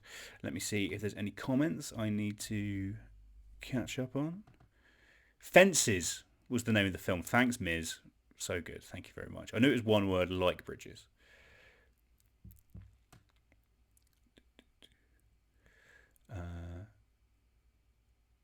And people having a chat. Rasheen says, what if I have half the title? Give yourself the point, Rasheen. If it was something where you're kind of there. On this, I'm happy to let people, mark it however you'd want to be marked. And that's not just to say I'm marking all these, but imagine you'd swapped papers with someone else and you'd got that paper. Mark it as you think you would give them. That's always the best way to do it, I think. There's no point in being really pernickety with them. If you've got most of the gist, give them it. Anyway, that's a lot for you there. So now we're going to go into our final round, which is Answer Smash. Boop, boop, boop, boop. I'm sure some of you out there have seen a bit of Richard Osman's House of Games, which is on pretty much every weekday at 6 p.m. on BBC Two. This is the final round that they always play in that. What happens is you're going to see a picture and a question. You need to take whatever is in the picture and combine it with the answer to the question below. What I'm going to show you here are all pictures of British sitcoms, classic British sitcoms, because we all need a laugh occasionally. I thought it would be a good one. So I'm going to show you a sitcom, a still from a sitcom, or a publicity shot from a sitcom. Name that sitcom, then answer the question below. There will be a couple of letters, at least a couple of letters, between the two answers that cross over. You just need to smash them together and cross them over. So let's take a look at an example of how that would work. So here we've got a picture, all the lads, Mannering, Wilson, Jones, Stupid Boy, all of them. That, of course, is Dad's Army. And below you've got the question, which 2002 film starring Nia Vardalos is the highest grossing rom-com of all time? That is My Big Fat Greek Wedding. So you combine the two answers. Dad's Army ends with M-I-M-Y. My Big Fat Greek Wedding starts with M-Y. So you only use that bit once and you squash it together and you get Dad's Army Big Fat Greek Wedding.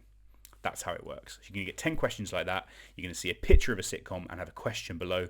Squish the two of them together to get the answer. Okay? Let's see how we do on this one. Question number 1 in this Answer Smash round. Take the name of that show there. I'm sure you know it.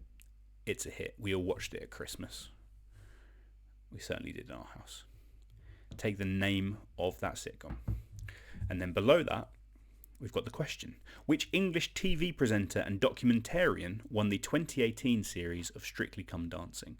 Which English TV presenter and documentarian won the 2018 series of Strictly Come Dancing? So grab the two things, smash them together, and you'll have one answer. That is the answer we need. So the bit that's in both, don't write it twice. Just write that bit once, smash it together as one answer.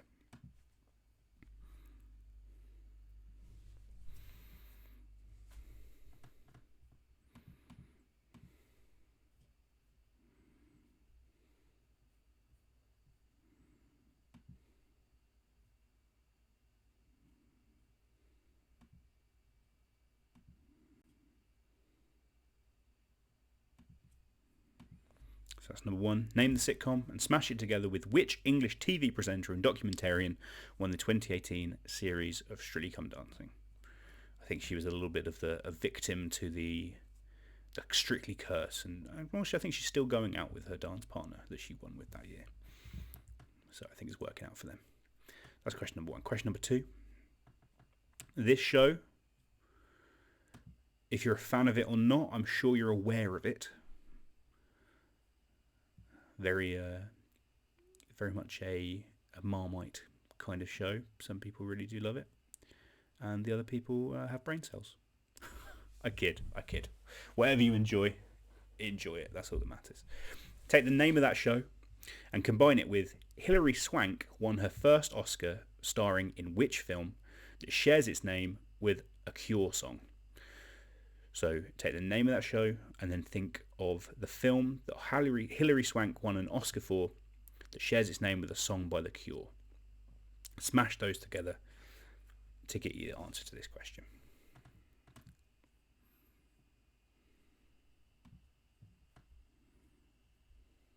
That's question 2.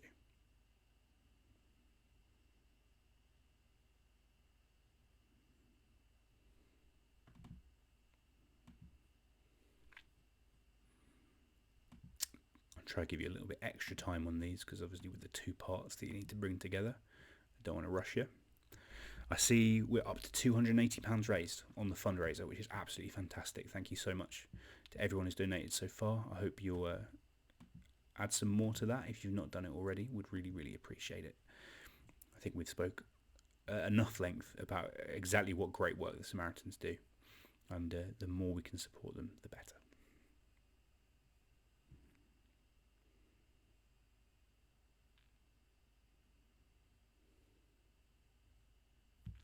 So that's your question number 2. On to question number 3. This one, a classic, one of my faves certainly, and the favourite pretty much everyone like me, a white man in his 20s. They tend to like this show, and it's a good show. Mitchell and Webb there, of course. But what was the name of the sitcom they starred in? And combine that with which 70s pop group had their only number 1 single with 1976's Under the Moon of Love?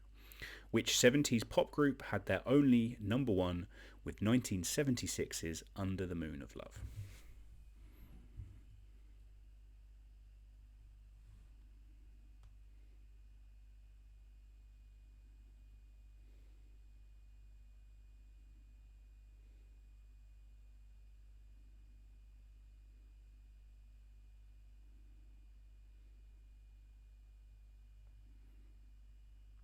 Which 70s pop group had their only number 1 with 1976's Under the Moon of Love? Combine that with that sitcom at the top. Always the sitcom comes first. Sitcom followed by the question. Always.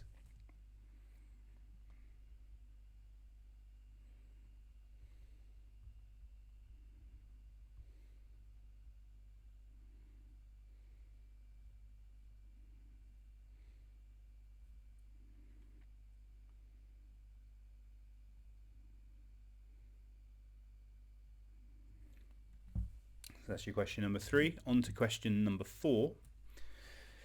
This sitcom, I believe it still stands to be the longest running sitcom of all time. Live action, certainly. Ran for at least 30 years, maybe even 40. Not with us anymore, sadly, like much of the cast, of course. But name that sitcom. A staple of Sunday nights and the dread of a Sunday night. This in combination with Antiques Roadshow would really set me on edge of a Sunday before going to school. But combine that show with literally meaning the resistance of an object to change velocity. What words, that should just be word, what word, one single word will be fine. What word means a tendency to do nothing? Literally meaning the resistance of an object to change velocity, what word, singular, means a tendency to do nothing? My apologies. Anyone who's done my quizzes before will know that a lot of them are just me realising I've got typos and then hating myself and then just being like, oh, you idiot, you've done it again. I'm trying not to do that. I'm trying to be kind to myself. But that should be singular word. What word means a tendency to do nothing, and comes literally from the word in physics that means the resistance of an object to change velocity. Combine that sitcom and that word.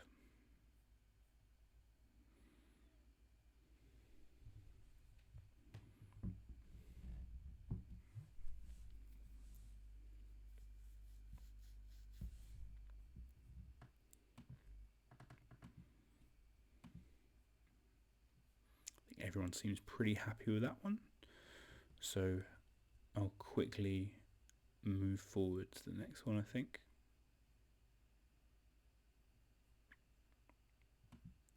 Question number 5. This one,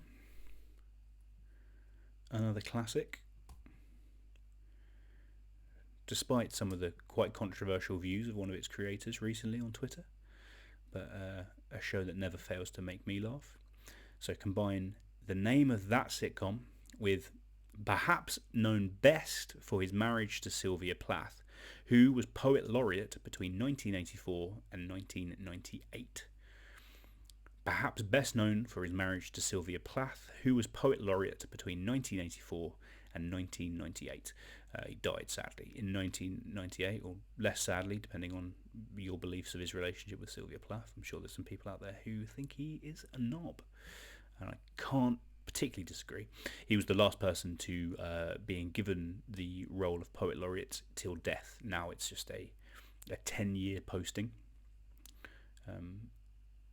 Andrew Motion, Carol Ann Duffy, and Simon Armitage, the last 3. Simon Armitage, the current Poet Laureate, having received it last year. So take the name of that sitcom. The end of the name of that sitcom will be the start of the answer to the question. Perhaps known best for his marriage to Sylvia Plath, who was Poet Laureate between 1984 and 1998.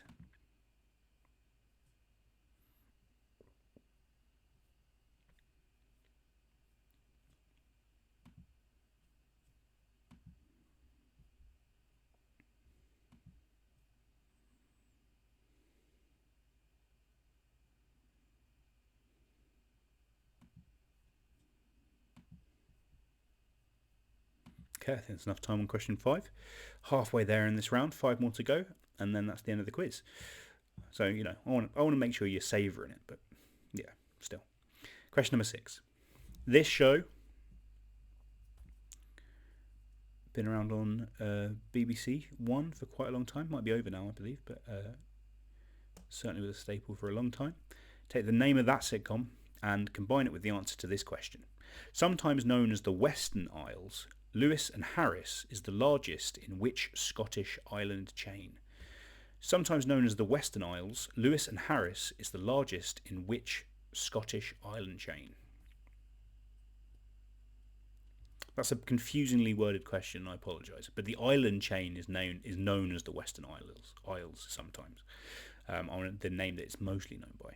Lewis and Harris is the largest island there. In fact, Lewis and Harris is the 3rd largest British isle, I believe, after mainland of Britain, Great Britain, and the island of Ireland. It's the 3rd largest, right at the top of Scotland. We've all seen it on the maps. So what is the name of that island chain, and combine it with the name of that sitcom?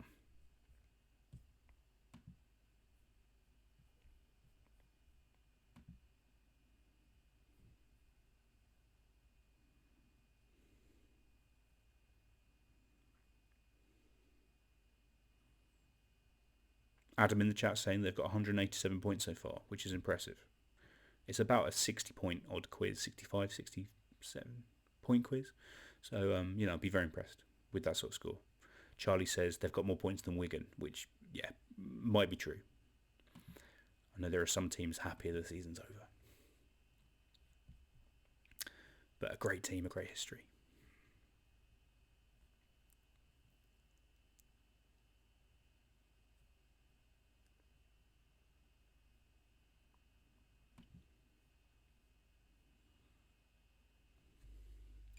Gareth says, Lewis, you're better than Richard Osman, mate. Too kind. Too kind, Gareth. High praise. Osman, he does a good job. But to be honest, he hasn't got enough edge. I think he needs a bit more edge. And I've got bucket loads of bloody edge, mate. I've met Richard. I was nice. I was on his show Two Tribes, which I won. And because I'm from Cambridge and he lives in Cambridge, I've seen him walking around, and he's hard to miss as a very tall man. But I love his House of Games, but he's a bit wooden. He supports Fulham, and he acts like he supports Fulham, if you know what I mean. Nothing wrong with Fulham, great team, but they're Fulham, aren't they? I love Alexander Mitrovic as much as anyone, but there's no edge.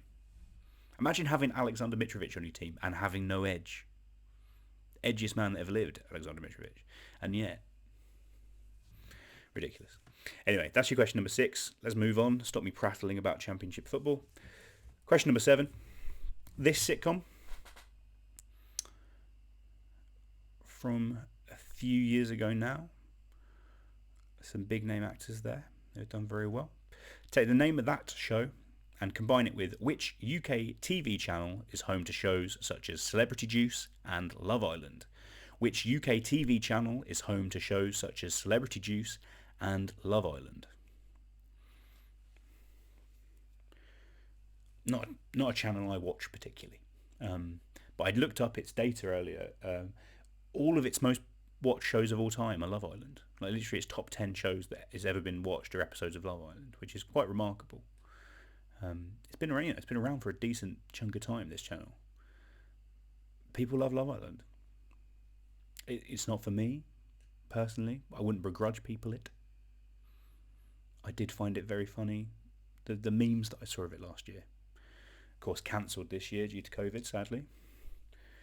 But there will always be memes. There will be more memes in the future. Memes abhor a vacuum.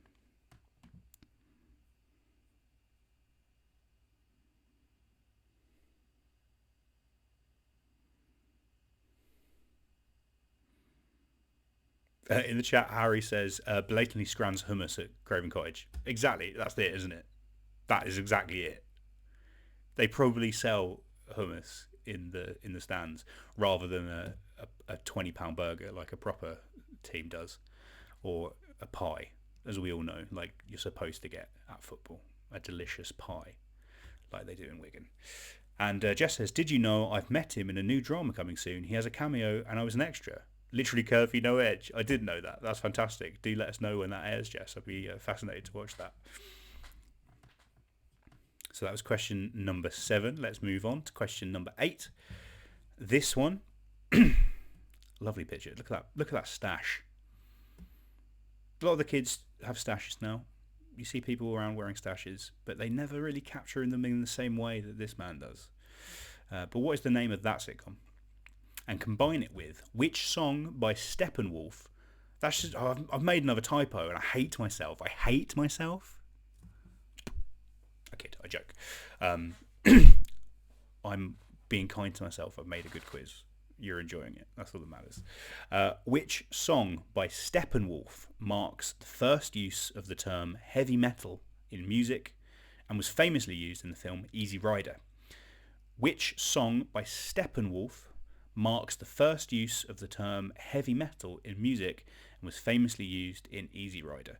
Heavy metal was first used in the lyrics of that song. The first time heavy metal was ever said, and that's pretty much where the term heavy metal that we use today in music comes from. Of course, there's a lot of arguments about what was the first heavy metal song. This is one of the ones that is often up there. Doesn't perhaps sound as heavy metal as what we now know to be heavy metal, but you can see how it lent itself to the evolution of that musical genre. A lot of people cite the Beatles' Helter Skelter as one of the original works of heavy metal as well, and you can see that if you listen to it. But what was the name of that song by Steppenwolf that first uses the term? And it's impossible, I think, to hear that song without seeing those shots of Peter Fonda and Dennis Hopper riding those sparse desert motorways, or freeways, I suppose they call them in America, on their motorbikes. What's the name of that song? Combine that with the name of that sitcom. And that's question number 8.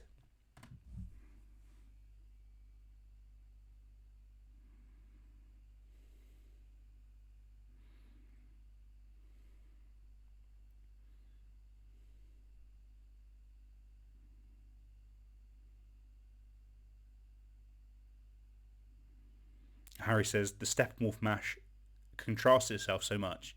You're not wrong. I made that. I had a couple of options with this one, but I went for this one because I thought the juxtaposition was the most enjoyable. So that's question number 8. Combine that sitcom with the name of that song by Steppenwolf. Question number 9, the penultimate question of our quiz this evening. This one, I'm sure you know what that one is. And there's no doubt that you know what that one is. Often cited as the greatest sitcom of all time.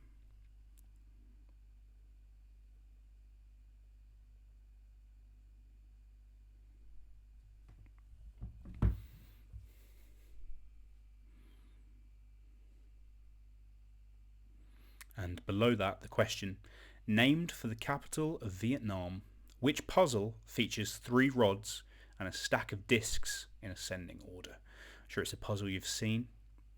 3 rods and then there are discs and they sort of plateau up, and the game of the puzzle is to move the pieces so that you reassemble the stack on the other side, but without ever putting a ring on top of a ring that's smaller than it. Only a smaller ring can go on a bigger ring. Classic puzzle, and a fascinating area of maths. I remember studying this maybe in year 7. But it's an interesting one. Combine the name of that sitcom with the name of that puzzle.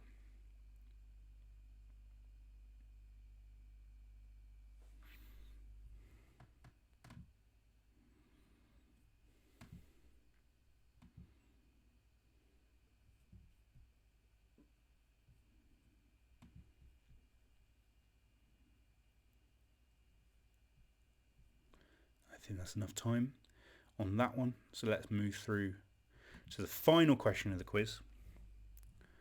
Good luck. That sitcom there. It's a picture of its 90s incarnation, but I know that it's been revived more recently on a different channel. But that those 3 actresses are very famous for their roles in this show. Combine that with, what household item did legendary comedian Ken Dodd wield as his tickling stick? What household item did legendary comedian Ken Dodd wield as his tickling stick? And that is the last question of the quiz. So I hope you get it. Go out on a high boat, right?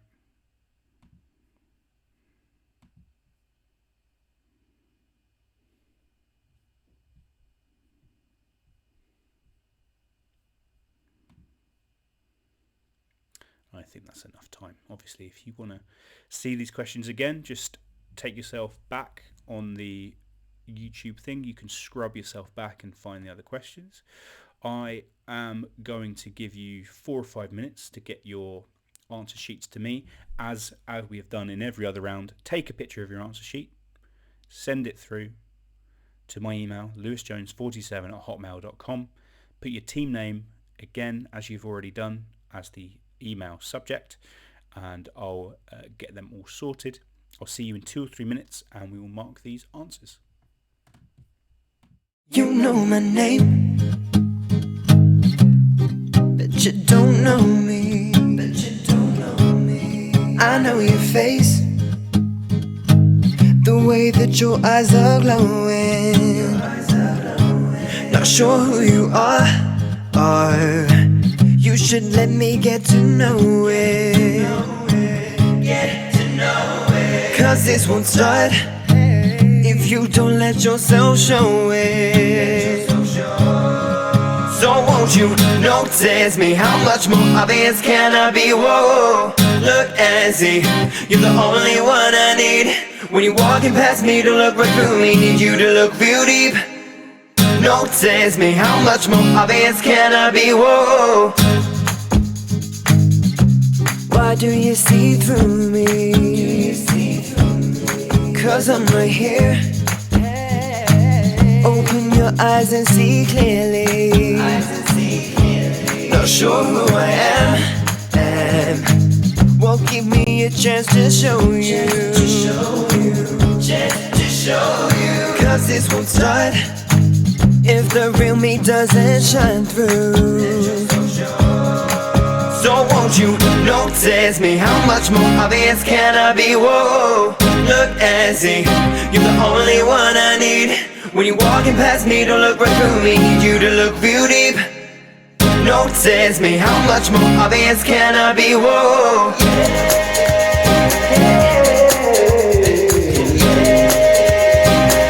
Notice me.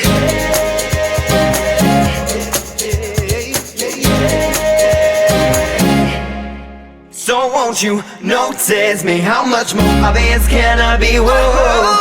Look and see, you're the only one I need. When you're walking past me, don't look right through me. Need you to look real deep.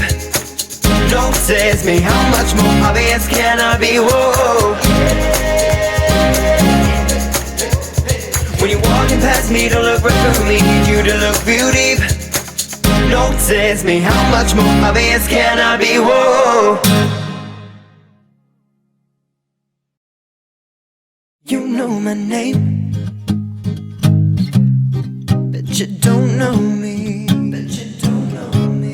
I know your face, the way that your eyes are glowing. Not sure who you are. You should let me get to know it. Cause this won't start if you don't let yourself show it. So won't you notice me? How much more obvious can I be? Whoa, look and see, you're the only one I need. When you're walking past me, don't look right through me. Need you to look real deep. Notice me, how much more obvious can I be? Whoa. Why do you see through me? Cause I'm right here. Open your eyes and see clearly. Not sure who I am. Won't give me a chance to show you. Cause this won't start if the real me doesn't shine through. So won't you notice me? How much more obvious can I be? Whoa, look and see, you're the only one I need. When you're walking past me, don't look right through me. Need you to look real deep. Notice me, how much more obvious can I be? Whoa.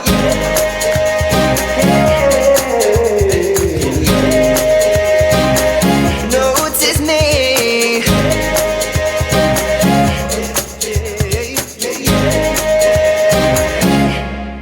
So won't you notice me? How much more obvious can I be? Whoa. Look and see, you're the only one I need. When you're walking past me, don't look right through me. Need you to look real deep. Notice me, how much more obvious can I be? Whoa. When you're walking past me, don't look right through me. Need you to look real deep.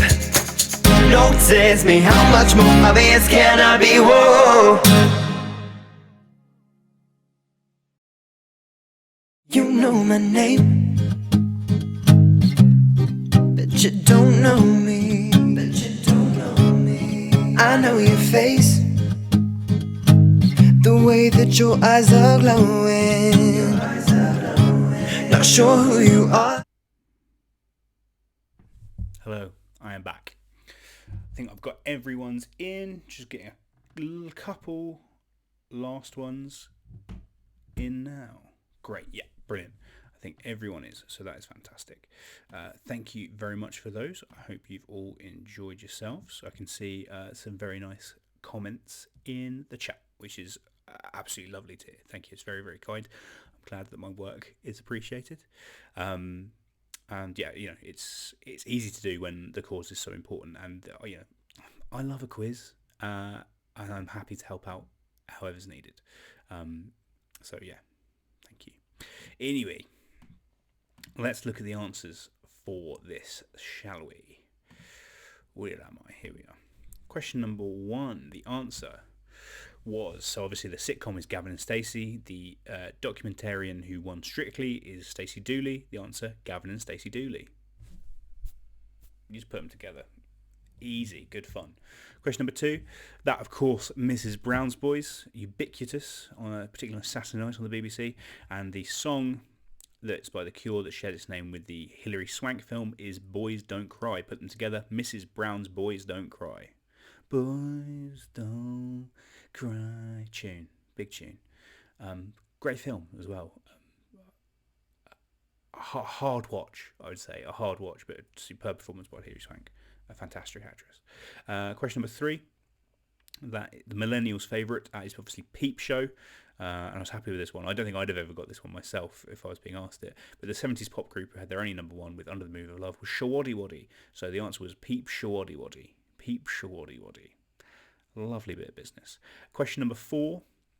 That the long-running show about all the old people. Of course, you've got Peter Sallis in there and what's her name? I can't remember. That old woman. Compo. Yeah, the great days. That's Last of the Summer Wine. And the word that means a tendency to do nothing is inertia. Last of the Summer Winertia. That's a nice one. I'd mostly try and do these to make a fun phrase that sounds nice. I think I've done it there. Question number 5. This one, of course, about those Catholic priests on Craggy Island. That's Father Ted, and the poet, who was Poet Laureate until 1998, was Ted Hughes. So the answer was Father Ted Hughes. Question number 6. That show. Once my mum lost us a quiz. There was a wipeout round. And she was the penman of the evening. And she wrote Not Going On for the name of the show. And some people marked it very harshly, and we lost all our points in the final round, and we lost the quiz. And I've never let her forget it, and I won't ever. But I love you, Mum, if you're watching. But the actual show was called Not Going Out. And the Western Isles are otherwise known as the Outer Hebrides. So Not Going Outer Hebrides is the correct answer for question number 6. Question number 7. This show, the political satire created by Armando Iannucci, of course starring Peter Capaldi and Rebecca Front there, is The Thick of It. And the UK TV channel that's home to Celebrity Juice and Love Island is ITV2. So the correct answer was The Thick of ITV2. The Thick of ITV2. Again, happy with that one. IT, lovely bit of business. Could have done the IT crowd as well. Could have tried to get that involved, but I didn't want to. Number 8. This show, maybe not Penelope Keith's most famous work, maybe more famous for The Good Life, but this show was To the Manor Born, and the song by Steppenwolf that has the first use of the term heavy metal was Born to be Wild. So definitely two juxtaposed terms there. The correct answer, To the Manor Born to be Wild. Lovely stuff. Question number 9. This one, often cited as the best of all time. I'm sure you got that one. It's 40 Towers, and named for the capital of Vietnam, which puzzle features in 3 rods on a stack of discs. It's the Towers of Hanoi. So the answer is 40 Towers of Hanoi. Definitely a harder one, that puzzle. Definitely think a few of you might have got that bit wrong, but got the first bit right. And question number 10. This show, Pauline Quirk, Linda Robson, and Doreen. Is her name Doreen? Dorian. Something like that, isn't it? What's her name? Leslie Joseph. I got it. Those sisters in Birds of a Feather, and Ken Dodd's tickling stick was a feather duster. So the correct answer, Birds of a Feather Duster. That's your lot. So what I need you to do, add up all of your scores from your 4 rounds. Total them up for me. Then send me one last email. In this one, put your team name, total score, and then the body of the email, just write me your score. So yeah, team name is the subject, final score, your total score in the body. Send me that through to the email. I'm going to give you 2 or 3 minutes to do that. I'm then going to take a look at all of those, and whoever has the highest score is going to be the winner of tonight's quiz. So I'll see you in a couple of minutes while we do that. You know my name, but you don't know me. I know your face, the way that your eyes are glowing. Not sure who you are, are. You should let me get to know it. Cause this won't start if you don't let yourself show it. So won't you notice me? How much more obvious can I be? Whoa, look and see, you're the only one I need. When you're walking past me, don't look right through me. Need you to look real deep. Notice me, how much more obvious can I be? Whoa. Why do you see through me? Cause I'm right here. Open your eyes and see clearly. Not sure who I am. Well, give me a chance to show you. Cause this won't start if the real me doesn't shine through. So won't you notice me? How much more obvious can I be? Whoa, look and see, you're the only one I need. When you're walking past me, don't look right through me. Need you to look real deep. Notice me, how much more obvious can I be? Whoa.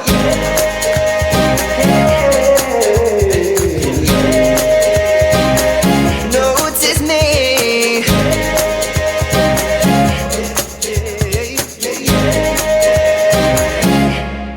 So won't you notice me? How much more obvious can I be? Whoa, look and see, you're the only one I need.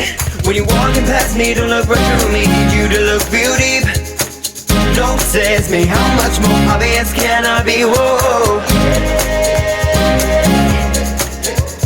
When you're walking past me, don't look right through me. Need you to look real deep. Notice me, how much more obvious can I be? Whoa. You know my name, but you don't know me. I know your face, the way that your eyes are glowing. Not sure who you are. You should let me get to know it. Cause this won't start if you don't let yourself show it. So won't you notice me? How much more obvious can I be? Whoa, look and see, you're the only one I need. When you're walking past me, don't look right through me. Need you to look real deep. Notice me, how much more obvious can I be? Whoa. Why do you see through me? Cause I'm right here. Open your eyes and see clearly. Not sure who I am. Well, give me a chance to show you.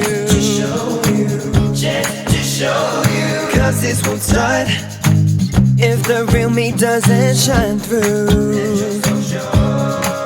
So won't you notice me? How much more obvious can I be? Whoa, look and see, you're the only one I need.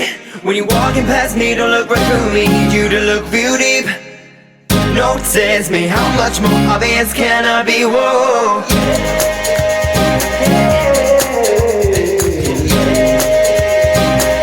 Notice me.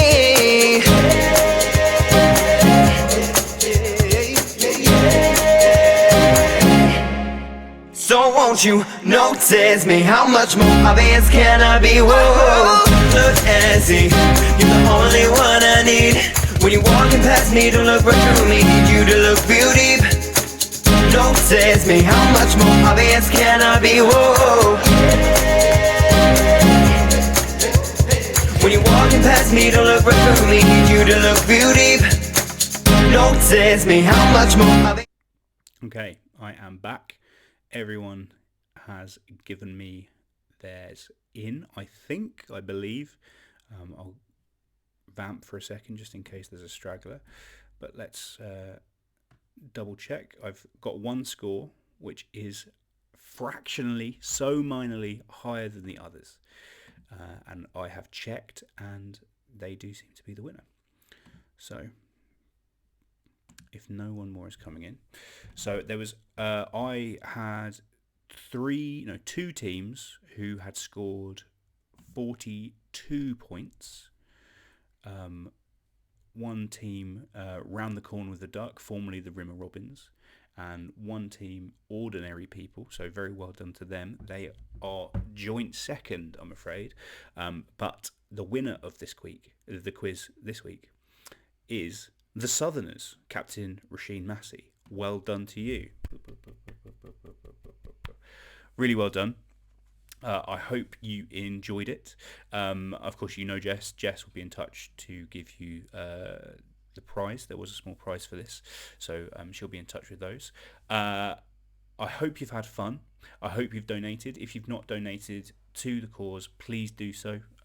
We know how important it has been. I think we've got that across tonight, which is really, really good. And yeah, more importantly, I hope you've had fun. That's the most important thing. Having fun through this difficult time, spreading the word. You never know when a situation might happen in your life when you might need to make that call. So please support the charity all you can. I hope that I will see you again. I do quizzes every week. In fact, I've stretched myself this week. I've got 3 quizzes. I'm doing another charity quiz on Wednesday evening, but my normal quiz is on Thursday evenings. If you subscribe to my YouTube channel, which you're watching me on now, you will see my quiz come up on Thursday nights. A little bit longer than this one, a little bit harder as well, but more than anything, we just have a laugh. So that's my quarantine quiz. Feel free to add me on Facebook as well. I share my events on there and I add everyone. But I think that's pretty much everything. So thank you so much to Jess for asking me to do this. I've really, really appreciated it, the opportunity. It's been a lot of fun. If you ever need a quiz doing, I'm always here. Send me a message for any charity event, any celebration, any mitzvah, both bar and Bart. I'm here for you. Please do donate. Again, the description below will have the links in. Send all the money you can. We've had some really great donations, and yeah, thank you so much to everyone for doing that. But otherwise, I think that is all from me. I hope you've had fun. I wish you a good evening, a good rest of lockdown. Please be safe, be kind, and as always, go well. It's been a real pleasure. Thank you very much, and bye.